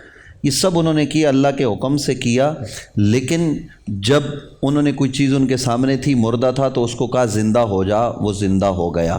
تو یہ جو ہوا یہ کوئی حادثہ نہیں تھا، اس کو بنیاد بنا کر وہ کہتے ہیں کہ جی حادثہ ہو جائے گا، بندہ مر جائے گا، بس ٹھیک ہے ایک انسان نے کیا تو وہ جناب حضرت سیدنا عیسیٰ علیہ السلام نے کیا، لیکن یہ کوئی اور آدمی نہیں کر سکتا، یہ رب العالمین کا ایک نظام ہے۔ ہاں اولیاء اللہ کے ہاں اس طرح کی چیزیں ہمیں ملتی ہیں، ہم اس کا انکار نہیں کرتے، لیکن پیغمبر کا یہ معجزہ ہے، یہ کوئی حادثہ نہیں ہے۔ تو جس طرح یہ کہتے ہیں کہ جی حادثہ ہو گیا، بس آدمی مر گیا، اس کے بعد کچھ بھی نہیں ہے، سب ختم ہو جائے گا، یہ محض من گھڑت بات ہے، غلط بات ہے۔ ہم ان سے یہی سوال کرتے ہیں کہ آپ یہ بتاؤ کہ انسان آخر آیا کہاں سے ہے؟ کیا وہ حادثاتی طور پر ماں کے پیٹ میں آیا ہے؟ سوال تو یہ ہے ہمارا ان سے، یہ ہماری گفتگو بھی ہوئی تو ہم نے کہا یہ بتائیے کہ وہاں کیسے آیا، کیا یہ حادثاتی طور پر آیا؟ آخر کوئی تو یہ بھی ماننا ہے نا کہ یہ جانور سے ہم انسان نہیں، یہ تو محض غلط بات ہے۔ قرآن مجید فرقان حمید بڑی وضاحت کے ساتھ اس کی بات ارشاد فرماتا ہے۔ تھوڑا سا جی میں عرض کر دوں نوید بھائی اجازت؟ بنیادی طور پر آپ نے جو کویشچن کیا تھا نا کہ بھائی وہ کہتے ہیں کہ اللہ تعالیٰ 70 ماؤں سے زیادہ ہم سے پیار کرتا ہے، وہ ہمیں عذاب کیسے دے گا؟ بالکل، ہم پوچھتے ہیں تمہیں کس نے کہا کہ اللہ تعالیٰ 70 ماؤں سے زیادہ پیار کرتا ہے؟ اللہ نے کہاں سے پتہ چلا ہے؟ ہاں، یہی کہیں گے جی حدیث سے پتہ چلا ہے کہ اللہ تعالیٰ نے، کہ نبی نے فرمایا۔ او خدا کے بندو، جس نبی نے ہمیں اللہ کی رحمت کے بارے میں بتایا ہے اسی نبی کی متواتر حدیثیں ہیں کہ اللہ عذاب دے گا۔ حیرت کی بات ہے، میٹھا میٹھا ہپ ہپ کوڑا کوڑا تھو تھو، ہاں ہاں ہاں، یہ تو اچھی بات نہیں۔ تو جس نبی نے ہمیں بتایا کہ اللہ پاک رحم کرتا ہے، کرم کرتا ہے، فضل کرتا ہے، اسی نبی نے ہمیں بتایا کہ اللہ تعالیٰ عذاب دے گا۔ اور سید عائشہ صدیقہ، حضرت سیدنا عبداللہ بن عمر، حضرت سیدنا عمر، حضرت مولا علی، حضرت سیدنا عبداللہ بن مسعود، سیدنا ابو ہریرہ، تقریباً 50 سے زیادہ صحابہ کرام سے مروی روایت ہے کہ اللہ کا نبی ساری حیات طیبہ، حالانکہ وہ مبرہ منزہ ہیں ان عذابوں سے، لیکن امت کی تربیت کے لیے، امت کو اس سے ڈرانے کے لیے آپ ہر نماز کے بعد عذاب قبر سے بچنے کی دعا فرماتے سبحان اللہ، اور کہتے تھے یا اللہ مجھے عذاب قبر سے محفوظ فرما۔ تو وہ جو آپ کا کویشچن تھا اس میں اب آپ وہ بات جو وہ نکال جو مفتی صاحب فرما رہے ہیں نا کہ 70 ماؤں کا پیار کرنا یہ انسان کا پیار کرنا نہیں ہے۔ ماں اپنے گھر میں ایک بچے سے کم بھی اور زیادہ بھی پیار کرتی ہے، ایک کو زیادہ بھی دیتی ہے، جو کمزور ہوتا ہے، جو بچہ ہوتا ہے اس کو زیادہ دودھ پلاتی ہے، بعض دفعہ بچیوں کو کم پلاتی ہے۔ یہ سب ماؤں کا ایک تصور جو ہے وہ نہیں ہے۔ یہ جو بات بھی ہے بنیادی طور پر وہ نبی علیہ السلام نے ایک تشبیہ دی ہے، مثال دی ہے، اور مثال ہمیشہ جو ہے وہ من کل الوجوہ نہیں ہوتی، اور ماں بھی کئی دفعہ تنگ آ کے اپنی اولاد کو جو ہے نا وہ مارنے پر، اس کو اپنے سے دور کرنے پر تیار ہو جاتی ہے۔ خود حدیث میں موجود ہے کہ ایک جو ہے نا وہ شخص ان کا کی روح نہیں قبض ہو رہی، نبی علیہ السلام نے کہا آگ لگا دو، اگرچہ اس روایت پر کلام ہے، نبی رحمت صلی اللہ علیہ وآلہ وصحبہ وبارک وسلم تشریف لے گئے اور پھر اس ماں نے معاف کیا تو اس کی روح نکلی۔ تو میرا گزارش کرنے کا صرف مطلب اتنا ہے کہ اللہ رب العالمین کے نظام میں ہم دخل نہیں دے سکتے۔ ہم اس دنیا پر آئے، ہماری زندگی ہے کتنی، 50 سال، 70 سال، 100 سال، یہ ہم اس زمین پر موجود مہمان ہیں، اور کائنات کب سے چل رہی ہے۔ ہمیں یہ سوچنا چاہیے کہ ہم اگر یہ باتیں گفتگو کریں گے بھی تو ہمیں کیا ملے گا، ہم نے مر تو جانا ہی ہے۔ تو مرنے کے بعد بھی دیکھیے تمام مذاہب میں یہ تصور پایا جاتا ہے، ہندو کہتے ہیں دوبارہ پیدا ہوگا، اسی طریقے سے جتنے بھی مذاہب ہیں وہ تمام کے تمام کا یہ تصور کہیں نہ کہیں موجود ہے۔ اور یہ بڑی ذمہ داری سے بات عرض کر رہا ہوں، آپ جو ہے نا وہ ہندوؤں سے لے کر زرتشت تک آ جائیں، اور زرتشتیوں سے لے کر آپ بت مت تک آ جائیں، بت مت سے لے کر آپ یہودیوں، عیسائیوں اور پھر مسلمانوں تک جتنے مذاہب ہیں ان کے آپ آ جائیں، کہیں نہ کہیں یہ تصور آپ کو ملے گا اور ہمارے مسلمانوں کا بڑا نکھرا ہوا صاف ستھرا تصور ہے، تو اس تصور کو پیش نظر رکھیں۔ اور دوسری طرف اب دیکھیے قرآن مجید فرقان حمید کیا کہتا ہے، بعض چیزیں ہماری سمجھ میں نہیں آتی، ہمیں وہاں پر اللہ کے حکم کے سامنے سرنگوں ہونا ہے۔ قرآن کہتا ہے وَلَا تَقُولُوا لِمَن يُقْتَلُ فِي سَبِيلِ اللَّهِ أَمْوَاتٌ بَلْ أَحْيَاءٌ وَلَٰكِن لَّا تَشْعُرُونَ۔ دوسرے مقام پر ہے بَلْ أَحْيَاءٌ عِندَ رَبِّهِمْ يُرْزَقُونَ، جو اللہ کے راستے میں مارے جائیں ان کو مردہ گمان بھی نہ کرو، وہ زندہ ہیں۔ آپ فیصل قریشی صاحب اٹھ کے کوئی آدمی یہ کہہ دے کہ گردن کٹ گئی، وہ تو مرا پڑا ہے، تم اس کو زندہ کہتے ہو، کیوں زندہ کہتے ہو؟ یہ زندگی کا تصور ہمیں رب نے بتایا ہے، تو جو رب ہمیں بنا رہا ہے، تو کوئی آدمی یہ چاہے نا، جو آدمی یہ کہتے ہیں ان سے ذرا یہ سوال کیجئے گا کہ آپ قبر کے عذاب کا انکار کرتے ہو، آج آپ کی یہ شکل و صورت ہے، یہ چال ڈال ہے، کل آپ جانور بن جائیں، پرسوں آپ واپس یہ بن جائیں، خود کچھ نہیں کر سکتے، تو جس رب نے ہمیں یہ انسان بنایا وہی رب کہہ رہا ہے تمہیں قبر میں جانا ہے، وہی رب ہمیں اس کے بعد اس موت کے بعد زندگی کی بات کر رہا ہے، زندگی کے بعد پھر حشر کی بات کر رہا ہے، اور یہ سارا نظام اور یہ نظام ہو کر رہے گا۔ جی ہاں، اس پہ بڑی لمبی بات ہو سکتی ہے، لیکن میں اپنی زبان میں ذرا سمجھا دوں کہ جدوں پڑھے نا 76 پھر سمجھ آنی تانوں۔ ہاں جی، میں معذرت چاہتا ہوں، یہ میں نے ذرا اپنے لحاظ پروفیسر صاحب بڑی ہم نے قبر کے حوالے سے بات کی، ایک میرا بڑا امپورٹنٹ سوال ہے، میں اس پہ جانا چاہ رہا ہوں، بہت ضروری ہے، بہت اچھی بات ہے وہ، لیکن اس سلسلے میں ایک میرا سوال سن لیں، بڑی ضروری بات ہے۔ دیکھیں ہم اچھے عمل کرتے ہیں، اللہ پاک ہمیں قبر میں عذاب دینے کی بجائے ایک سکون دیتا ہے، ہم برے عمل کرتے ہیں، ٹھیک ہے، اللہ پاک ہمیں اس میں عذاب دیتا ہے، یہ بات پتہ لگ گئی ہمیں۔ اچھا، پھر ایک بات یہ کہی جاتی ہے، خاص طور سے جو آپ کے بچے ہوتے ہیں یا آپ کے بچوں کے یا بچے ہوتے ہیں یا اور آپ کے رشتہ دار ہوتے ہیں، ہمارے یہاں یہ کانسیپٹ ہے مسلمانوں میں کہ آپ ان کے لیے زیادہ سے زیادہ پڑھائی کریں، آپ ان کو زیادہ سے زیادہ دعائیں بخشیں تاکہ ان پہ جو ہے وہ ان کے گناہ اگر ان سے ہوئے ہیں تو وہ ختم ہوں اور اللہ تعالیٰ ان پہ رحمت فرمائے، سو یہ عذاب سے ان کو بچائے۔ تو ایک گنہگار آدمی ہے اور اس پہ اگر اس کے گھر والے اس کے لیے مطلب فار ایگزامپل کوئی ایسا آدمی ہے اس کا بیٹا جو ہے وہ مفتی بن گیا یا عالم بن گیا اور وہ اپنے باپ کے لیے دعائیں کرتا ہے اور بہت ساری چیزیں پڑھتا ہے، تو کیا اس کے باپ کے گناہ معاف ہو جائیں گے؟ بالکل، اس کا اجر ملے گا اس کو۔ رسول اکرم نے فرمایا اذا مات الانسان انقطع عملہ، جب انسان مر جاتا ہے اس کے سارے اعمال منقطع الا عن ثلاث، مگر 3 عمل جاری رہتے ہیں۔ صدقۃ جاریۃ، ایک ایسا صدقہ جو کہ اس کے بعد بھی قائم رہتا ہے، مثلا کوئی مسجد بنا دی، کہیں کنواں کھود دیا، لوگ اس سے فائدہ اٹھاتے ہیں، مرنے کے بعد بھی اس سے فائدہ اٹھاتے ہیں، یہ ثواب اس کو ملتا رہے گا۔ ولد صالح یدعو لہ، نیک بیٹا اس کے لیے دعائیں کرتا ہے، اس کا اجر بھی ملے گا۔ اور علم ینتفع بہ، یہ اپنے پیچھے علم چھوڑ گیا، علم دین چھوڑ گیا، طلبہ کو پڑھایا، کوئی کتاب لکھ دی، اس سے آنے والے لوگ مستفید ہوتے ہیں۔ یہ صدقہ، یہ جو کچھ عمل کیے اس کے اپنے عمل ہے، مرنے کے بعد اس کا وہ عمل جو ہے دنیا میں قائم ہے، لوگ اس سے مستفید ہو رہے ہیں، اس کو اس کا اجر ملے گا، اس کو اس کا اجر ملے گا۔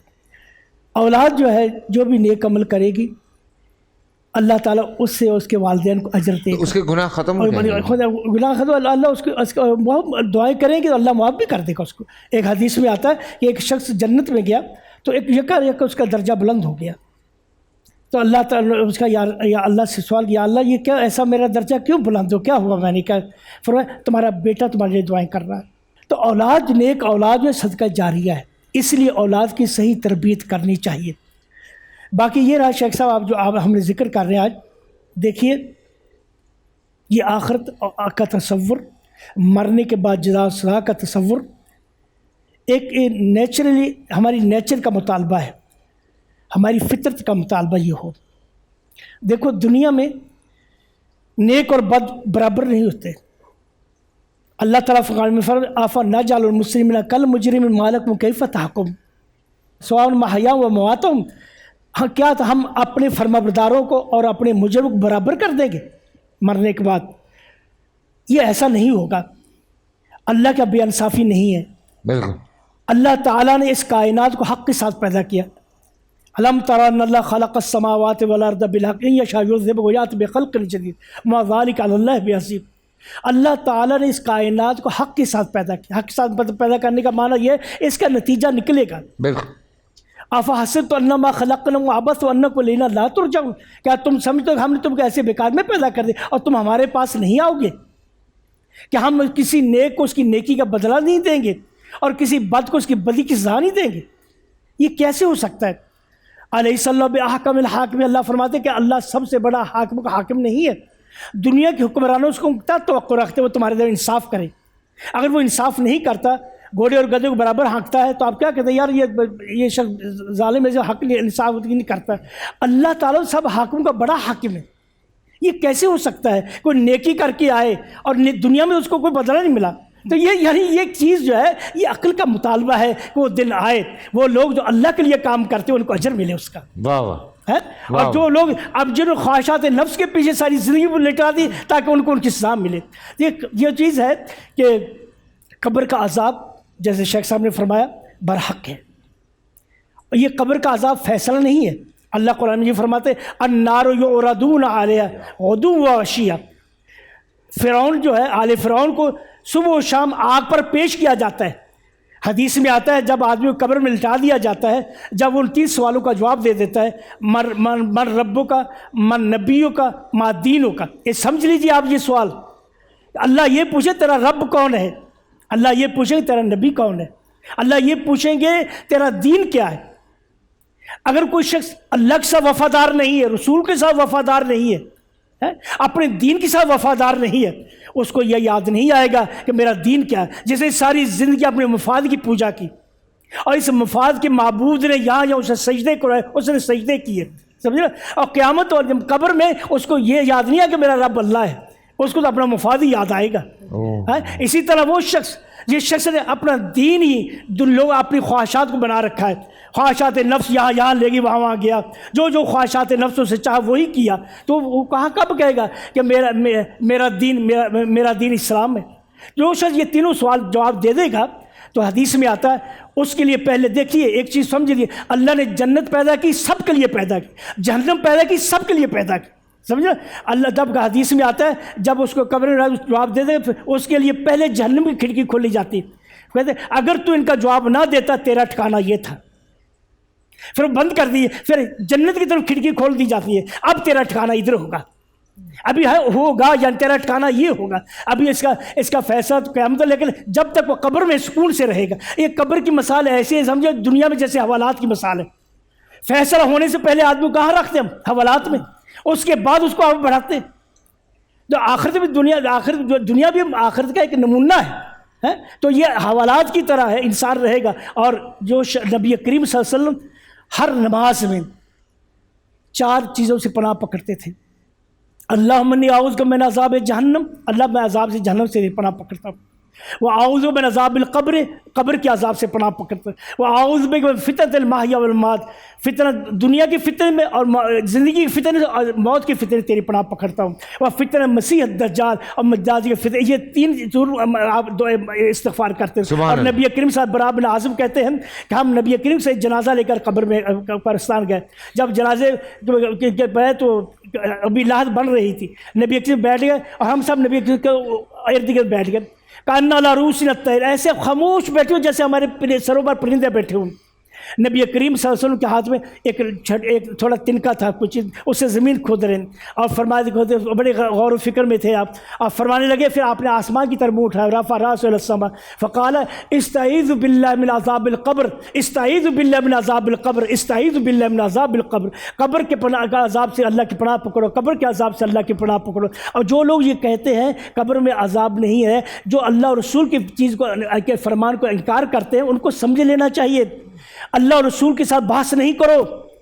تم دنیا میں اس شخص سے بحث نہیں کرتے ہو جس تمہارا علم اس کے برابر نہیں ہوتا. بے شک ہمارا علم اللہ رسول کے برابر نہیں ہے. ہمیں جو اللہ رسول نے بتا دیا وہ ہم اس پر آمنا و صدقنا کہیں گے. چھوٹا سا بریک سے واپس آتے ہیں.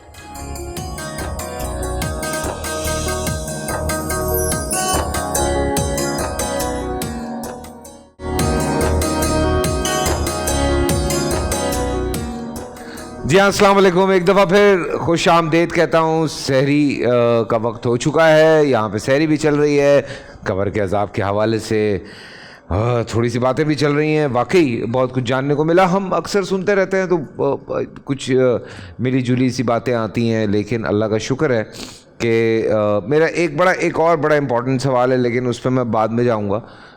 وہ میرا ذاتی سوال ہے، وہ میں پوچھنا چاہتا ہوں. لیکن اس سے پہلے شاہ صاحب سے قبر کے عذاب سے بچنے کے لیے شاہ صاحب بڑا ضروری ہے کہ ہمیں کوئی ایسی دعا پتہ ہو جو ہم پڑھتے رہیں، اس کو نماز میں پڑھتے رہیں یا اس کو کس وقت پڑھیں، کیونکہ دیکھیں بڑا ضروری ہے. اور میں نے یہ بھی سنا ہے کہ جوانی کی جو دعائیں ہوتی ہیں وہ زیادہ مطلب طاقتور ہوتی ہیں. بسم اللہ الرحمن الرحیم. تو عذاب پہ کافی گفتگو ہوئی، میں دعا بھی ماشاءاللہ. امام اعظم ابو حنیفہ رضی اللہ تعالیٰ عنہ کروڑوں حنفیوں کے امام ہیں، اور کم و بیش آپ نے 55 حج کیے ماشاءاللہ. اور اپنے وقت کے وہ امام ہیں کہ جب بارگاہ رسالت میں آپ حاضر ہوتے آپ نے سلام عرض کیا، السلام علیکہ یا امام الانبیاء. امام الانبیاء جواب آیا وعلیکم السلام یا امام المسلمین. اور یعنی کتابوں میں روایتوں میں یہ بھی ہے کہ آپ نے خواب میں کم و بیش 100 مرتبہ رب کا دیدار کیا. اتنی بڑی ہستی. سبحان. آپ کے بارے میں ہے کہ آپ کی جو تدفین کی جگہ تھی، یعنی جب آپ اس جگہ پر کثرت سے قرآن پاک پڑھا کرتے تھے. اسی طرح یعنی ہمارے اسلاف مرنے سے پہلے قبر و آخرت کی فکر کی طرف. اور قربان جائیے، جیسے دلائل الخیرات ہماری کتاب ہے درود پاک پہ، بڑی مقبول کتاب ہے عرب و عجم میں. اس کے مصنف مؤلف ہیں حضرت سلیمان جزولی رحمۃ اللہ علیہ. کم از کم 75 یا 77 سال کے بعد آپ کی قبر کو کسی وجہ سے کھولا گیا، منتقل کرنا پڑا. تو جب آپ کی قبر کو کھولا تو آپ کی قبر سے ایک تو مشہور تھا پہلے سے مشک کی خوشبو آیا کرتی تھی. اور 77 سال کے بعد بھی یہ عالم ہے کہ سر کہ ماشاءاللہ کہتے ہیں لوگ کہ آپ کا ایسے ہی خط بنا تھا جیسے آپ کو آج ہی لٹایا. اور کہتے ہیں جب قبر کی سلیں ہٹائے گی تو ایسے جیسے مشک کی خوشبو لپٹی ہو، اور آپ کا جسم یعنی بالکل تازہ. تو یہ بھی پتہ چلا جن کا تعلق اللہ اور اس کے رسول کے ساتھ رہتا ہے، دعاؤں کے ساتھ رہتا ہے، اوراد اور اذکار کے ساتھ ہے، جو خوف خدا ہوتا ہے، مرنے کے بعد ان کی قبر جنت کا باغ بن جاتی ہے. مشاہدہ ہے، کئی پاکستان میں ایسے واقعات ہیں، کئی شہداء کی قبریں، کئی مسلمانوں کو کئی عرصے کے بعد سیلاب آ گیا یا پانی آ گیا، قبر کو جب کھودا جاتا ہے تو وہ تر و تازہ ہے، ان کے کفن سلامت ہے.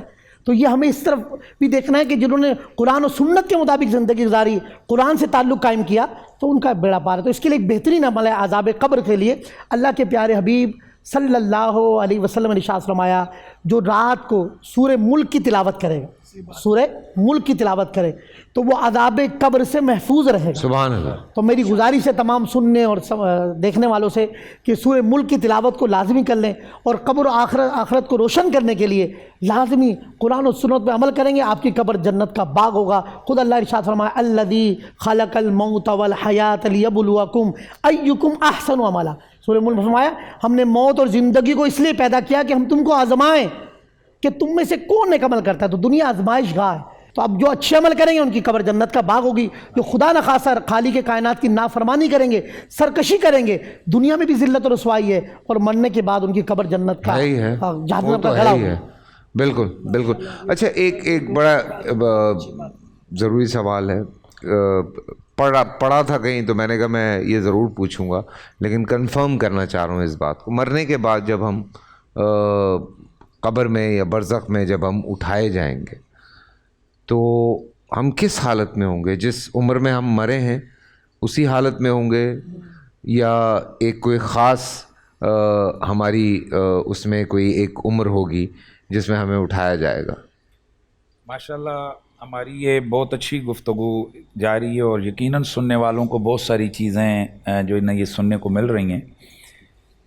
عذاب وہ بہت بڑا مختصر سا ہے، میں تھوڑا سا آغاز میں کر لوں بات.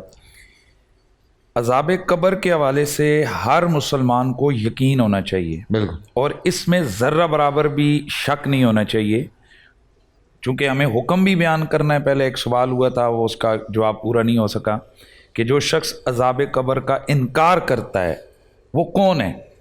تو اس پر اہل سنت کے تمام مکاتب فکر کے علماء کا بڑا واضح طور پر فتویٰ ہے کہ ایسا شخص गुमराह है, दाल और मुद्दिल है, खुद भी गुमराह है और औरों को भी गुमराह करने वाला है। और ऐसा शख्स जहन्नुमी है इस वजह से कि वो अल्लाह के रसूल की वाज़े अहादीस और वाज़े फरामीन का इनकार कर रहा है। बेशक सहाबा किराम अलैहिम रिदवान कसरत के साथ अज़ाब कब्र का तसव्वुर करके रोया करते थे। सैयदना उस्मान गनी रदी अल्लाह ताला अन्हु, वो उस्मान कि मेरे नबी ने एक एक नहीं कई कई बार फरमाया आज उस्मान से जन्नत का सौदा हो गया। अशरा मुबशरा में हज़रत उस्मान गनी। फिर जिस वक्त आप ग़ज़वा ज़ुल असीरा के लिए आप अशरफियाँ हुज़ूर की बारगाह में पेश करते हैं तो अल्लाह का नबी उन अशरफियों को हाथों में उलटते पलटते हैं और फरमाते हैं कि आज तो उस्मान ने जन्नत का सौदा कर लिया। तो वो कन्फर्म जो जन्नती सहाबी हज़रत सैयदना उस्मान गनी है, जो मेरे नबी पाक सल्लल्लाहु अलैहि वसल्लम की 2 शहज़ादियों का शर्फ उन्हें मुयस्सर आए। और अल्लाह का नबी फरमाते हैं कि ये तो मेरी 2 शहज़ादियाँ हैं, अगर 100 भी बेटी होती ए उस्मान तू इतना प्यारा है कि मैं तेरा एक एक फोत होती जाती और मैं तुझे उनका अता करता जाता। वो उस्मान गनी रदी अल्लाह ताला अन्हु इस कदर वो रोया करते थे कि रिवायात में आता है, इमाम जलालुद्दीन स्यूती, अलामत तबरी, इमाम कुर्तुबी, इन्होंने लिखा है कि उनकी दाढ़ी मुबारक, बल्कि इमाम बहकी को मैं पढ़ रहा था, उनकी दाढ़ी मुबारक जो है ना वो आंसुओं से तार हो जाती। तो लोग आकर कहते कि उस्मान आप तो कन्फर्म जन्नती हैं, आप तो बदरियों में से हैं, आप तो बेहतर रिजवान वालों में से हैं, यानी आपकी वजह से बेहतर रिजवान का वो सारा मामला हुआ। आपके हाथ को यदुल्लाह फौका ऐदीहिम कहा गया। इतनी शान है आपकी, आप दामाद पैगंबर हैं, आप रसूलुल्लाह के प्यारे अशरम मुबशर हैं।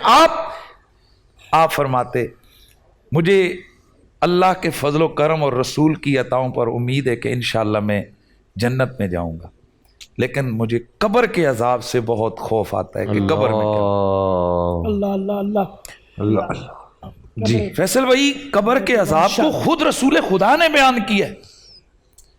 और मैं यहाँ ये भी बात करूँ कि सहाबा किराम के एक बड़ा अजब मिजाज है। एक दिन अल्लाह के नबी सल्लल्लाहु अलैहि वसल्लम के एक सहाबी अब्दुल्लाह बिन उमर फरमाते हैं कि अल्लाह के रसूल ने अजाब कब्र को बयान किया तो लोगों के सीने फटने लग गए, एक धाड़े मार मार के। वो मंजर था कि लोग रो रहे थे और यहाँ तक कि अल्लाह के हबीब की आंखों से भी आंसुओं की लड़ी जारी थी और अल्लाह के हबीब उनको डरा रहे थे और फरमा रहे थे कि बचो अजाब कब्र से बचो। अब एक और हदीस है, इसको मुख्तलिफ रिवायात में कहीं पूरी है कहीं आधी है, मैं जल्दी से बात को कितना है तो जी जी। हज़रत सैयदना उमर फारूक रदी अल्लाह ताला अन्हु, ये कितने बड़े सहाबी हैं मेरे नबी के। तो हज़रत उमर से मेरे नबी ने फरमाया, ये भी एक मज़े की बात है, कैफ़ बिका या उमर इज़ा अता का मलकाने असवदाने अज़रुकाने यजुर्राने शारम। उमर वो कैसा दिन होगा जब तेरे रिश्तेदार अजीज़ अकरबा तुझे कब्र में लिटा कर जाएंगे, तेरी कब्र की छत पड़ जाएगी, पड़ियाँ डल जाएंगी, फिर तेरे पास 2 काली काली सूरतों वाले लंबे लंबे बालों वाले ज़मीन को चीरते हुए 2 फरिश्ते आएंगे, तुझे आकर उठाकर बिठाएंगे, तुझसे सवाल करेंगे मर रब्बो का मा दीनों का मा कुंत तकुल फी आदर। वो कैसा दिन होगा। अब मंजर तो ये होना चाहिए कि खुदा का रसूल डरा रहे हैं उससे। और हज़रत उमर को जनाब वहाँ हज़रत उमर का वो सवाल ये भी मोहब्बत वालों के लिए, हज़रत उमर ने अर्ज़ किया वह अनमान यौम या रसूलल्लाह, हुज़ूर जैसे मैं और आपका आज हमारा रिश्ता है उधर भी यही रिश्ता हमारा कायम होगा। यानी पूछने का मकसद ये था कि ये जो लजपालियाँ आप फरमा रहे हैं मेरा और आपका ये जो रिश्ता है ये टूटेगा तो नहीं ना। तो अल्लाह के नबी ने फरमाया क्यों नहीं उमर, ये कायम होगा। फिर अर्ज़ किया या रसूलल्लाह फिर रहने दीजिए। अगले जुमले बड़े अजीब हैं। आप क्या फरमाते हैं, अर्ज़ करते हैं या रसूलल्लाह इज़न खासिमुमा, फिर अगर वो आएंगे ना फरिश्ते तो फिर मेरी उनसे न तूतकार हो जाएगी, मेरा उनसे सवाल जवाब हो जाएगा। इमाम जलालुद्दीन स्यूती ने लिखा है कि हज़रत उमर के विसाल के बाद उनके बेटे हज़रत अब्दुल्ला बिन उमर को अपने बाबा की ज़ियारत हुई। पूछा क्या, फरमाया अल्लाह के फजलो करम से मालिक ने जन्नत की नेमतों में रखा है। तो ये बात तो साहबा के सामने हज़रत उमर ने की थी।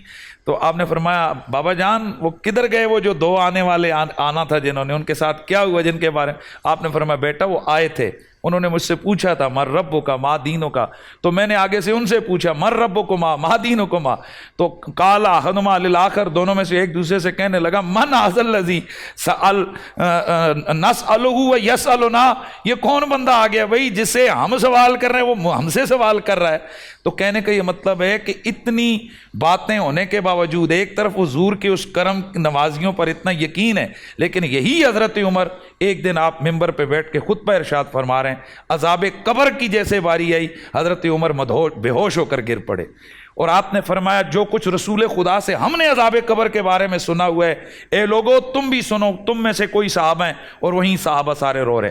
تو اللہ کے نبی نے بتایا کہ قبر کے اندر اگر کوئی نیک اعمال نہیں ہوں گے، ایسے ایسے بچھو آئیں گے کہ جو انسان کو ڈنگ ماریں گے، ان کا زہر آج کے بچھو کے زہر سے ہزاروں گنا زیادہ مہلک، اور فرمایا کہ وہاں جو گنجے سانپ مسلط کیے جائیں گے جو کہ اس قبر والے کو عذاب دیں گے اللہ کی منشا اور اللہ کے اذن کی وجہ سے، فرمایا کہ ان میں سے اگر ایک پچکاری وہ سانپ مار دینے زمین کے اوپر، یعنی وہ عذاب باہر آ جائے تو یہ سارے لوگ مر جائیں۔ تو اس طرح سے عذاب قبر، پھر یہ حدیث شریف میں موجود ہے کہ جب قبر کے اندر مردے کو لٹاتے ہو تو وہ قبر جو ہے نا دباتی ہے مردے کو، یہاں تک کہ اللہ کے نبی نے فرمایا کہ اس کی ہڈیاں ایک طرف سے دوسری طرف میں آپس میں ایسے ہو جاتی ہیں۔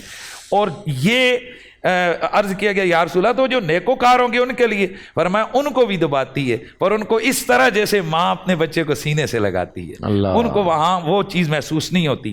تو اس لیے عذاب قبر برحق ہے، وہاں کا خوف، وہاں کی سختی، وہاں کی آگ، وہاں کے بچھو، وہاں کے کیڑے، وہاں کے ناگ، وہاں کے سانپ، یہ سب کچھ برحق ہے۔ تو آپ کا سوال یہ تھا کہ قبر سے جب مردے کو اٹھایا جائے گا، جتنا مرضی منشا ہوگی اللہ تعالیٰ کی، جب سور پھونکی جائے گی تو اللہ تعالیٰ واپس ان اجسام کو دوبارہ جیسے وہ چاہیں گے وہ اسی شکل اور اسی صورت میں اٹھائیں گے۔ لیکن ہمارے پاس جو روایات ہیں وہ یہ کہ تقریباً جب اللہ تعالیٰ حشر قائم فرمائیں گے تو وہ جوانی کی صورت میں ہوگا، 33 برس کے ارد گرد کی جو عمر ہے، اس عمر میں یہ سارے لوگوں کو اللہ تعالیٰ جمع فرما کر ان پر۔ تو میں یہاں یہ بھی مزے کی بات کر دوں، میرے نبی پاک فرماتے ہیں، اچھا ابھی دیکھیں حضور کا وصال با کمال نہیں ہوا، حضرت ابوبکر عمر کا نہیں، فرمایا وہ دن ہوگا جب اللہ تعالیٰ اٹھائے گا، فرمایا انا اول من تنشق عنہ القبر یا من تنشق عنہ الارض، میں وہ پہلا بندہ ہوں گا جس کے لیے اس کی قبر کو شک کیا جائے گا۔ اور دوسری بات میں آتا ہے حضور فرماتے ہیں میں ابو بکر اور عمر اکٹھے اپنی قبور سے نکلیں گے۔ تو جب یہ کہا جاتا ہے جی کہ نبی کو کل کا پتہ نہیں، تو رسول کو تو یہ بھی پتہ ہے کہ ابو بکر اور عمر میرے ساتھ لیٹے ہوں گے، اور یقیناً قیامت کی صبح تک ابو بکر اور عمر کا وہ جو مزار اور وہ قبر ہے وہ خدا کی قسم وہ جنت کے باغوں میں سے باغ ہے، کیونکہ میرے نبی کے پڑوس میں لیٹے ہوئے وہ جو اللہ کی کرم نوازیاں اور اللہ کے انوار و تجلیات کا مرکز ہے میرے رسول کا مزار، وہ ان کا اس میں سے وہ ماشاءاللہ ان کو بھی اس کے انوار اور اس کا استفادہ وہ فرما رہے ہیں، وہ اس سے فائدہ اٹھا رہے ہیں۔ اللہ تبارک و تعالی ہم سب کو عذاب قبر سے معاف فرمائے۔ آمین آمین آمین ثم آمین۔ ایک تھوڑی سی ایک روایت بیان کر دوں شیخ صاحب اس کے بریکٹ میں، شاہ صاحب یہ بریکٹ لگا دوں تھوڑا سا، یہ حاشیے سے بریکٹ پہ چلے گئے، حاشیہ لگا تھوڑا۔ حدیث ہے ایک شیخ صاحب کی بات کی تائید میں کہ قبر عذاب کے بارے میں آپ کے پروگرام کی بریکٹ بڑی مشہور ہو گئی ہے۔ ہاں جی یہ بول والو یہ جو تمہاری یہ بریکٹ ہے نا، یہ بریکٹ بڑی مشہور ہو گئی ہے۔ کریم صلی اللہ علیہ وسلم ایک دن بڑی نجار کے باغ میں گئے، آپ سواری پر سوار تھے، تو آپ کی سواری بدکی، تو بدکی تو قریب ہے کہ آپ گر جاتے، تو نبی اکرم فرمایا صبر ان قبر والوں کو عذاب ہو رہا ہے، اس کے عذاب کو سواری نے محسوس کیا۔ نبی اکرم فرماتے جو عذاب قبر میں ہوتا ہے اگر وہ اس عذاب کی چیخیں انسان اور جن سن لیں آبادیاں چھوڑ کر بھاگ جائیں، لیکن اللہ تعالیٰ نے اپنے فضل سے ان کو نہیں سنا تھا۔ اگر قبر کے عذاب کے بارے میں تمہیں بتاؤ جو کچھ ہوتا ہے تم سن لو، اپنے مردے دفنانا چھوڑ دو۔ صبح تو نبی جو عذاب قبر حق ہے، اس کا انکار کرنے والا انسان کتاب اللہ سنت رسول کتاب اللہ اور حدیث رسول اللہ انکار کرتا ہے۔ قرآن کہتا ہے یہ عذاب تو شروع ہو جاتا ہے جیسے انسان مرتا ہے۔ جی جی بالکل چھوٹی سی توجہ جی توجہ کہ ہمارے نوجوان جو ہے وہ پیشاب کے چھینٹوں سے نہیں بچتے، اور کھڑے ہو کے پیشاب کرنا بغیر یعنی پانی کے بغیر پانی کے یعنی کہ استنجا کرنا، اور اس کو فخریہ بتانا جی ہم تو پانی استعمال ہی نہیں کرتے، بعض اوقات یہ لوگ اپنے لیے فخریہ بھی بتاتے ہیں۔ تو جو بینگا مسلم جو مسلمان ہیں، جیسے حضرت نے یہ روایت بیان کی مشکات شریف میں کہ وہ جو جس سواری پہ تھے وہ اچھلا، تو اللہ کے رسول صلی اللہ علیہ وسلم فرمائیں دو قبروں میں عذاب، اور اس میں ایک جو تھا وہ پیشاب کی چھینٹوں سے نہیں بچا کرتا تھا، اور ایک جو ہے وہ چغل خوری کیا کرتا تھا۔ اسی طرح غزوہ خندق کا واقعہ حضرت معاذ بن جبل رضی اللہ تعالیٰ عنہ کو جو ہے وہ تیر لگا، جب نیزہ لگا۔ آپ نے جو بات کی ہے میرے خیال سے میں اس کے بعد نوید بھائی کی طرف بڑھتا ہوں۔ یہ جو آپ بات کر رہے ہیں اس میں ایک تھوڑی سی بات بریکٹ میں بتانا چاہوں گا۔ جو لوگ کھڑے ہو کے پیشاب کرتے ہیں وہ شاید یہ بات نہیں جانتے ہیں کہ کھڑے ہو کے پیشاب کرنے کا جو سب سے بڑا نقصان مرد کو ہوتا ہے، جو ہماری ٹانگیں ہیں اس میں جو نسیں ہیں وہ کمزور ہوتی ہیں، کیونکہ وہ پورا ایک سائنٹیفک سسٹم ہے آپ کی باڈی کا. ہو سکے تو کسی ڈاکٹر سے پوچھ لیجیے گا. اور اگر آپ پانی نہیں لیتے ہیں تو بے تحاشا بیماریوں کا ایک وقت میں آ کے آپ کو سامنا کرنا پڑتا ہے. سو یہ بات آج سائنس کہہ رہی ہے، یہ ہزاروں سال پہلے ہمارے مذہب میں یہ سب چیزیں بتا دی گئی ہیں. جی بھائی اب بات مکمل. تک میں حضرت معاذ بن جبل رضی اللہ تعالیٰ عنہ کو نیزہ لگا تو آپ شدید زخمی ہو گئے. پھر مسجد میں آپ کا خیمہ لگایا گیا. پھر آپ نے اللہ کے حضور دعا کی. خیر آپ انتقال کر گئے. تو جب آپ کی تدفین ہوئی تو اللہ کے پیارے حبیب صلی اللہ علیہ وسلم نے صحابہ سے کہا کہ تسبیح اور تحمید کریں کہ قبر تنگ پڑ رہی. اللہ کے رسول صلی اللہ علیہ وسلم گھر تشریف لے گئے اور آپ کی زوجہ سے پوچھا کہ یہ آخر ایسا، تو ان کی تمام صفات تھی. ان کا اصل میں باڑا تھا اونٹوں کا. تو فرمایا کہ زوجہ نے بتایا کہ باڑا جو اونٹوں کا تھا تو وہ پیشاب کی چھینٹیں سے نہیں بچ پاتے تھے.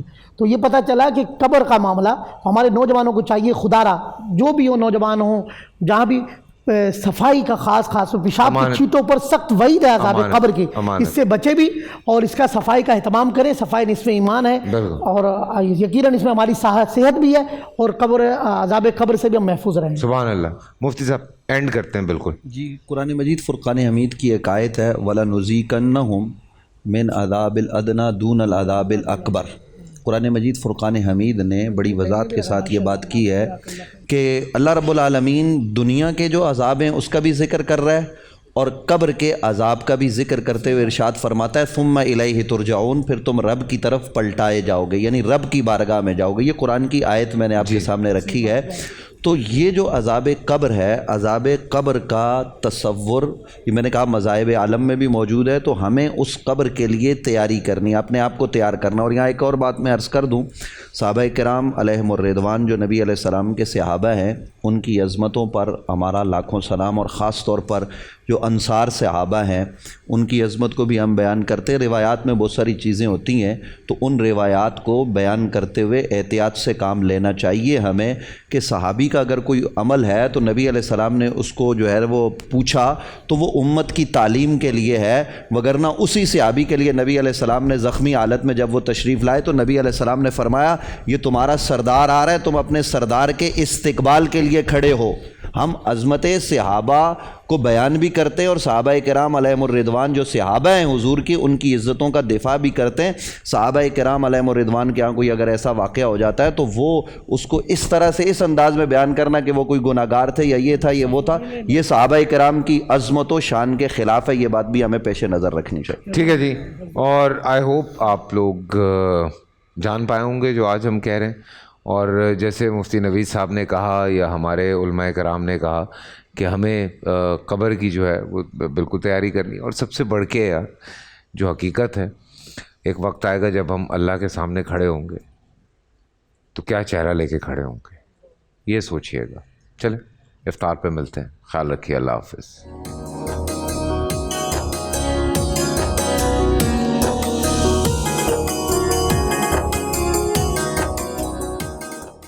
اللہ اکبر اللہ اکبر اللہ اکبر اللہ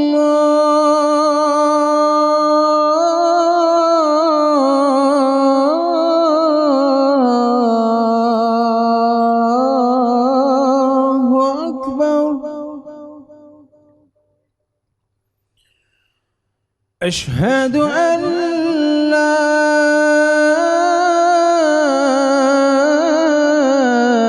إله إلا الله.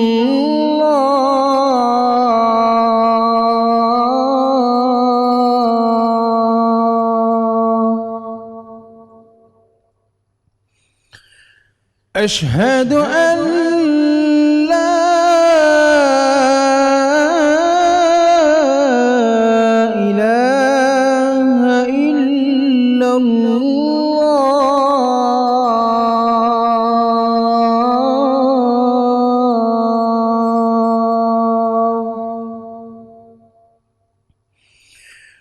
أشهد أن محمد رسول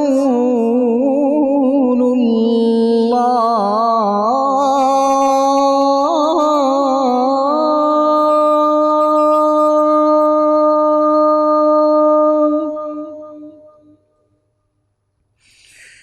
أشهد أن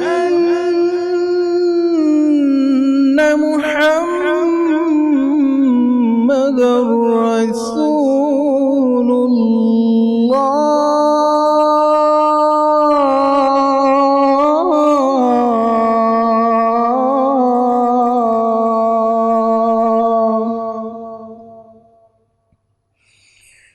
حي على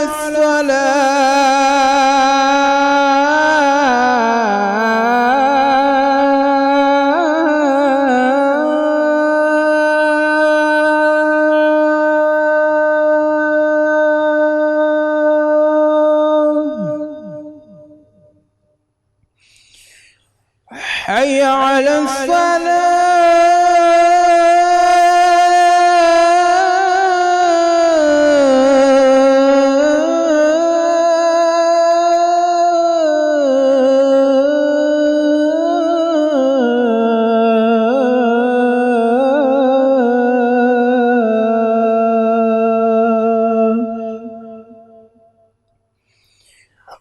حي على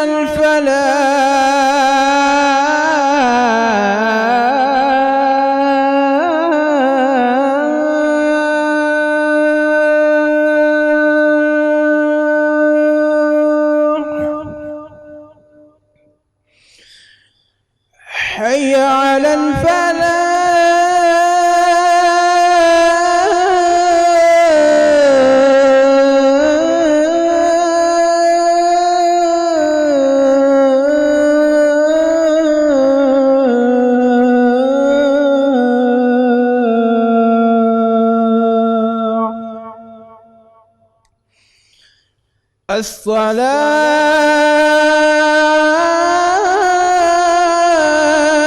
الصلاة خير من النوم.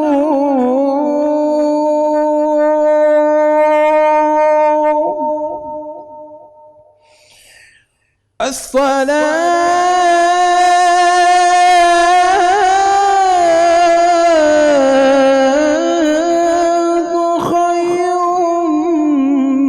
من النوم.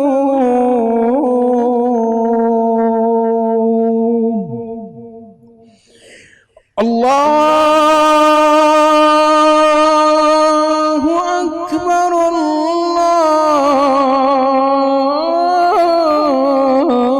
الله أكبر لا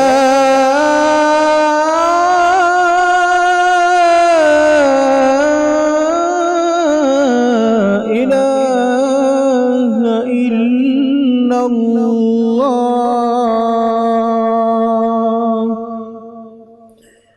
اللهم رب هذه الدعوة التامة والصلاة القائمة آت محمدا الوسيلة والفضيلة والدرجة الرفيعة وابعثه مقاما محمودا الذي وعدته وارزقنا شفاعته يوم القيامة إنك لا تخلف الميعاد.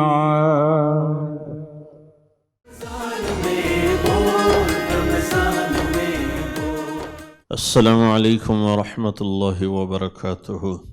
الحمد لله الذي نحمده ونستعينه ونستغفره ونؤمن به ونتوكل عليه ونعوذ بالله من شرور أنفسنا ومن سيئات أعمالنا من يهده الله فلا مضل له ومن يضلله فلا هادي له وأشهد أن لا إله إلا الله وحده لا شريك له وأشهد أن سيدنا ومولانا محمدا عبده ورسوله أرسله بالحق بشيرا ونذيرا وداعيا إلى الله بإذنه وسراجا منيرا सल्लल्लाहु तबारक व तआला अलैहि व अला आलिहि व अस्हाबिहि व अज़वाजिहि व अहली बैति व अला मन तबिअहुम बिइहसानिन इला यौमिद्दीन, अम्मा बाद।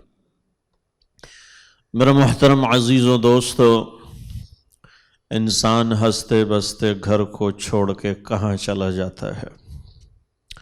खूबसूरत सी ज़िंदगी से निकलकर, खूबसूरत घर से निकलकर, यहाँ कालीन बिछे हुए होते हैं, झूमर लगे होते हैं, कमरों में पर्दे सजे हुए होते हैं, सोफ़े रखे हुए होते हैं, एयर कंडीशन लगा हुआ होता है, मुख्तलिफ़ किस्म की आसाइश वो छोड़ के एक सफ़ेद लट्ठा पहनकर कहाँ चला जाता है और उसकी ज़िंदगी ऐसी मिट जाती हैं जैसे कभी दुनिया में आया ही न था, जैसे कभी किसी के साथ उठा बैठा ही न था, जैसे ये किसी का दोस्त था ही नहीं, जैसे ये किसी का बाप था ही नहीं, जैसे ये किसी का भाई था ही नहीं, जैसे ये किसी का शौहर था ही नहीं, जैसे ये किसी का पड़ोसी था ही नहीं, जैसे ये किसी का संगी और साथी था ही नहीं, जैसे इसका इससे कभी कोई ताल्लुक हुआ ही न था।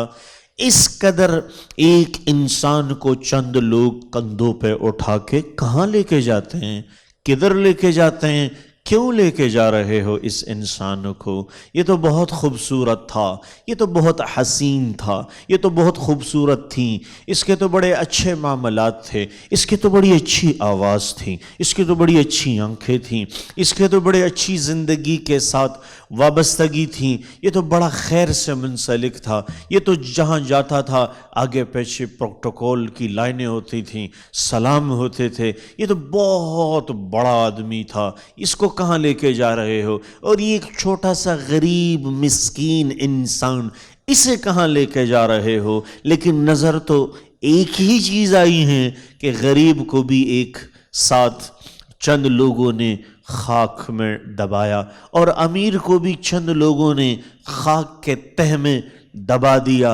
मनो मन मट्टी एक इंसान पे डाल दी। जो कभी मच्छर और मक्खी अपने जिस्म पर नहीं बैठने देता था, आज उस शख्स ने मनो मन की मट्टी अपने ऊपर ले ली है। अब वो है और उसका रब है। चारों तरफ दीवारें हैं, चारों तरफ अंधेरा है, चारों तरफ अंधेर नगरी हो चली है, चारों तरफ वो फ़ज़ा कायम हो गई है जो तख़य्युल में भी ना था, जो जहन में भी ना था, जो अक्ल में भी नहीं आया था, जिसे किसी ने सोचा ही नहीं था कि क्या इस ज़िंदगी का अंजाम ये चंद मुट्ठी खाक है। क्या इस ज़िंदगी को कोई इस तरह छोड़ के चला जाएगा और फिर याद करने वाले क्या, और फिर पीछे रोने वाले क्या, और पीछे तारीफ करने वाले क्या, और पीछे बुराई करने वाले क्या, और पीछे हंसने और रोने, इसका क्या फ़र्क पड़ता है एक उस शख्स पे जो मनो मन की मट्टी लेके चला गया है। और फिर ये मट्टी नहीं है मेरे भाइयों, कब्र मट्टी का नाम नहीं है। अल्लाह के नबी ने फरमाया ये जन्नत के बागों में से एक बाग है या जहन्नुम के घड़ों में से एक घड़ा है। इसे मट्टी तस्वर ना करो। ये कौन सी जगह है। हज़रत अली कब्रिस्तान जब भी आते थे और कब्रों पर खड़े होकर कहते थे, ए लोगो कहाँ चले गए हो, ए लोगो तुम्हारा क्या हाल है, ए वेहरानी वालों, ए दश्त में रहने वालों, ए कब्रिस्तान में रहने वालों, तुम पे क्या गुजर रही है, अपना अहवाल तो कुछ मुझे भी सुना दो। तो कब्र से किसने आवाज़ दी, कब्र ने किसको क्या बताया, नहीं बताया किसी को आज तक कुछ। तो हज़रत अली अपन खुद कहते हैं कब्रिस्तान वालों को, कहा मैं तुम्हें बताऊं कि तुम्हारे बाद क्या हुआ, तुम्हारे बाद ये हुआ, तुम्हारे बच्चे यतीम हो गए, माल तकसीम हो गया, बीवियों ने दूसरे शौहर कर लिए, अब जिंदगी किस तरफ चली गई तुम्हें तो नहीं पता, लेकिन वो जो तुम छोड़ के आए थे وہاں سے تمہارا نام مٹ کے چلا گیا، تمہارا نام، تمہارا دبدبا اس کے آگے مرحوم لکھ دیا گیا، اس کے آگے دنیا سے چلے جانے والا لکھ دیا۔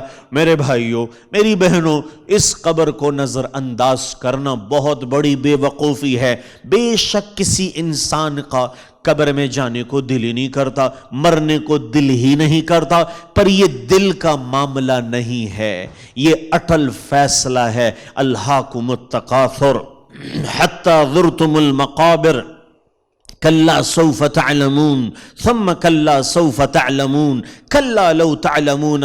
یہ آگے اللہ تعالیٰ ان آیات میں کیا کہہ رہے ہیں؟ الہاکم التکاثر، تم کیوں غفلت میں پڑے ہوئے ہو؟ آگے تمہیں قبر میں جانا ہے، حتی زرتم المقابر، قبر میں جانا ہے، کلا سوف تعلمون، تمہیں پتہ چل جائے گا، ثم کلا سوف تعلمون، ہاں پتہ چل جائے گا، کلا لو تعلمون علم الیقین، پھر تمہیں یقین ہو جائے گا کہ قبر حق ہے، قبر حقیقت ہے۔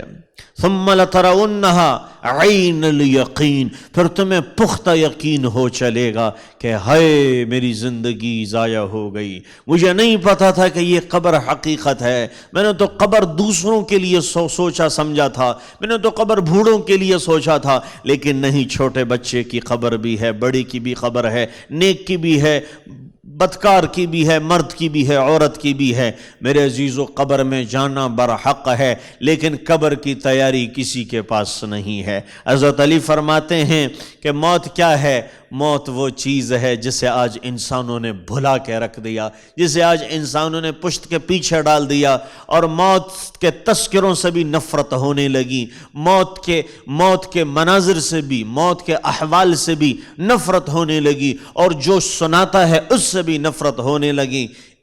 میرا عزیز، جس چیز سے کسی کا چھٹکارا نہیں ہے، ہمارے ماں باپ، دادا پردادا، سب نے یہی جا کے منو من مٹی کے تلے دب جانا ہے، اور پھر ایسا نہیں جانا۔ حضرت علی نے کیا فرمایا؟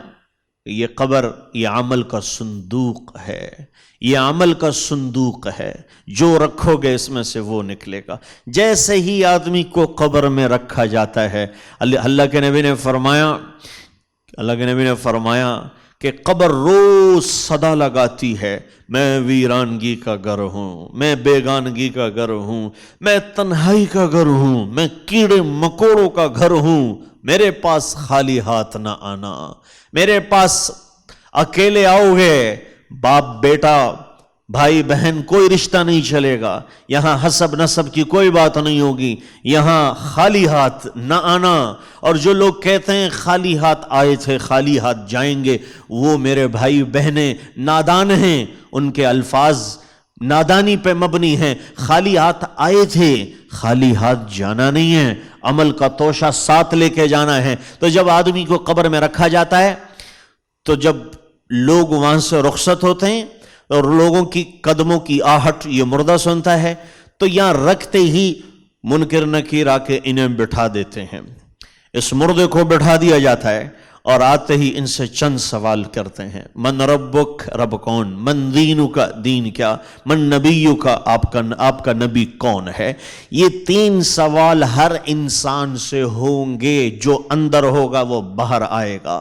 اس کے بعد آپ نے فرمایا کہ یہ قبر جب آدمی کو لے لیتی ہے، اور جو نیکوکار ہوتا ہے اس کے لیے کہتی ہے، آج میں تو تیرے آنے کے لیے انتظار میں تھی کہ تو کب آئے گا، آج تو آیا ہے، تیرا آنا مبارک، اب میرے حسن سلوک کو دیکھے گا۔ وہ قبر کشادہ ہو جاتی ہے جہاں تک مردے کی نظر جاتی ہے، اور ایک دروازہ جنت کا اس میں کھل جاتا ہے جہاں سے ہوائیں آتی رہتی ہیں، اور جو نیکوکار ہیں اس کے دل بہلانے کے لیے ایک موتی کا ہار گر جائے گا، وہ انہیں اٹھانے کے لیے، تھوڑی دیر کے لیے اٹھانے کے لیے، اتنے میں قیامت قائم ہو جائے گی۔ کوئی لمبا پیریڈ انہیں محسوس نہیں ہوگا۔ اللہ کے نبی نے فرمایا کہ قبر میں رکھنے کے بعد اس آدمی کی قیامت شروع ہو گئی۔ قبر میں رکھنے کے بعد کتنی دیر لگے گی ایک نیک آدمی کو قبر میں؟ کتنی دیر؟ جیسے ہم فجر کی 2 رکعت سنت پڑھتے ہیں، اتنی دیر میں قیامت برپا ہو جائے گی۔ تو میرے عزیزو، اور اسی طرح جو آدمی اللہ کو ناراض کر دے تو قبر کیا کہتی ہے؟ تیرا آنا نامبارک، برا کیا جو تو میرے پاس آیا، میں تو تیرے انتظار میں تھی کہ تو کب میرے شکنجے میں آئے گا۔ تو حدیث میں آتا ہے اللہ کے نبی نے دونوں ہاتھ کی انگلیوں کو یوں کیا، یوں کہ یہ قبر آپس میں اس طرح جڑ جاتی ہے، اس طرح پسلیاں آپس میں اس سائٹ کی اور اس سائٹ کی یہ اس طرح جڑ جاتی ہیں، یہ پیک ہو جاتی ایک آدمی کی۔ اور آپ نے فرمایا کہ 70 اژدہے اس پہ مسلط کر دیے جاتے ہیں۔ اللہ اکبر۔ اللہ کے نبی نے فرمایا ان اژدہوں میں اگر ایک اژدہا زمین پہ نکل کر پھونک مار دے تو کہیں کوئی سبزہ قیامت تک اگ ہی نہ پائے۔ تو جو ایک اژدہے کی یہ طاقت ہے اور 70 اژدہے جس کے سینے پہ بیٹھے ہوئے ہوں، اس شخص کی کیا کیفیت ہوگی؟ پناہ مانگے۔ اللہ کے نبی نے فرمایا میں نے قبر سے زیادہ خطرناک چیز کوئی نہیں دیکھی۔ اللہ کے نبی نے قبر سے پناہ مانگی، قبر کے عذاب سے، کہ اس سے پناہ مانگو۔ اللہ کے نبی نے فرمایا اگر میں اللہ سے دعا کر کے تمہیں قبر کا حال دکھا دیتا تو تم مردوں کو دفنانا ہی چھوڑ دیتے۔ قبر کا عذاب انسان اور جنات نہیں سنتے، باقی سارے حیوانات اندر دیکھ رہے ہوتے ہیں کہ کیا پٹائی ہو رہی ہے، کیا چل رہا ہوتا ہے۔ حضرت عثمان جب قبرستان آتے اتنے روتے، صحابہ پوچھتے آپ اتنا کیوں روتے ہیں؟ جنت اور جہنم کے تذکروں میں آپ اتنا نہ روئے، قبر اور قبرستان پر پہنچ کے آپ کی ایسی حالت کیوں ہو جاتی ہیں؟ تو حضرت عثمان فرماتے ہیں یہ آخرت کی منزلوں میں سب سے پہلی منزل ہے، جو یہاں کامیاب ہو گیا وہ آگے بھی کامیاب ہو جاتا ہے، جو یہاں ناکام ہو گیا وہ آگے بھی ناکام ہو جاتا ہے۔ تو میرے عزیزو، میری آخری گزارش ہے اپنے آپ کو اس حوالے نہ کرنا کہ لوگ ہمارے لیے ختم القرآن کر دیں گے ہماری بخشش ہو جائے گی، لوگ ہمارے لیے فاتحہ کر دیں گے بخشش ہو جائے گی، لوگ ہمارے جنازے میں شرکت کر لیں گے ہماری بخشش ہو جائے گی۔ نہ میرے بھائیوں، اپنے آپ کو لوگوں کے حوالے نہ کرو، اپنا عمل ساتھ خود لے کے جاؤ کہ آپ کے پیچھے کوئی اچھا برا، کوئی ختم کرے، کوئی دعا، کوئی فاتحہ کرے تو ٹھیک ہے، نہ کرے آپ کے جانے میں ان چیزوں کی کوئی مداخلت نہ ہو۔ یہ آپ کے لیے اصال ثواب کا سبب تو ضرور بنے، لیکن آپ ان کے محتاج نہ ہوں۔ تو اعمال کے لیے آپ کسی کے محتاج نہ رہیں۔ اس لیے یہی وقت ہے ہم اپنے عمل پر فوکس کریں، اپنی آخرت پر۔ اللہ کے نبی نے فرمایا کہ نادان آدمی میری امت کا وہ ہے جو دوسروں کی دنیا کی خاطر اپنی آخرت برباد کرتے۔ اللہ تعالی ہمیں عمل کی توفیق بخشے۔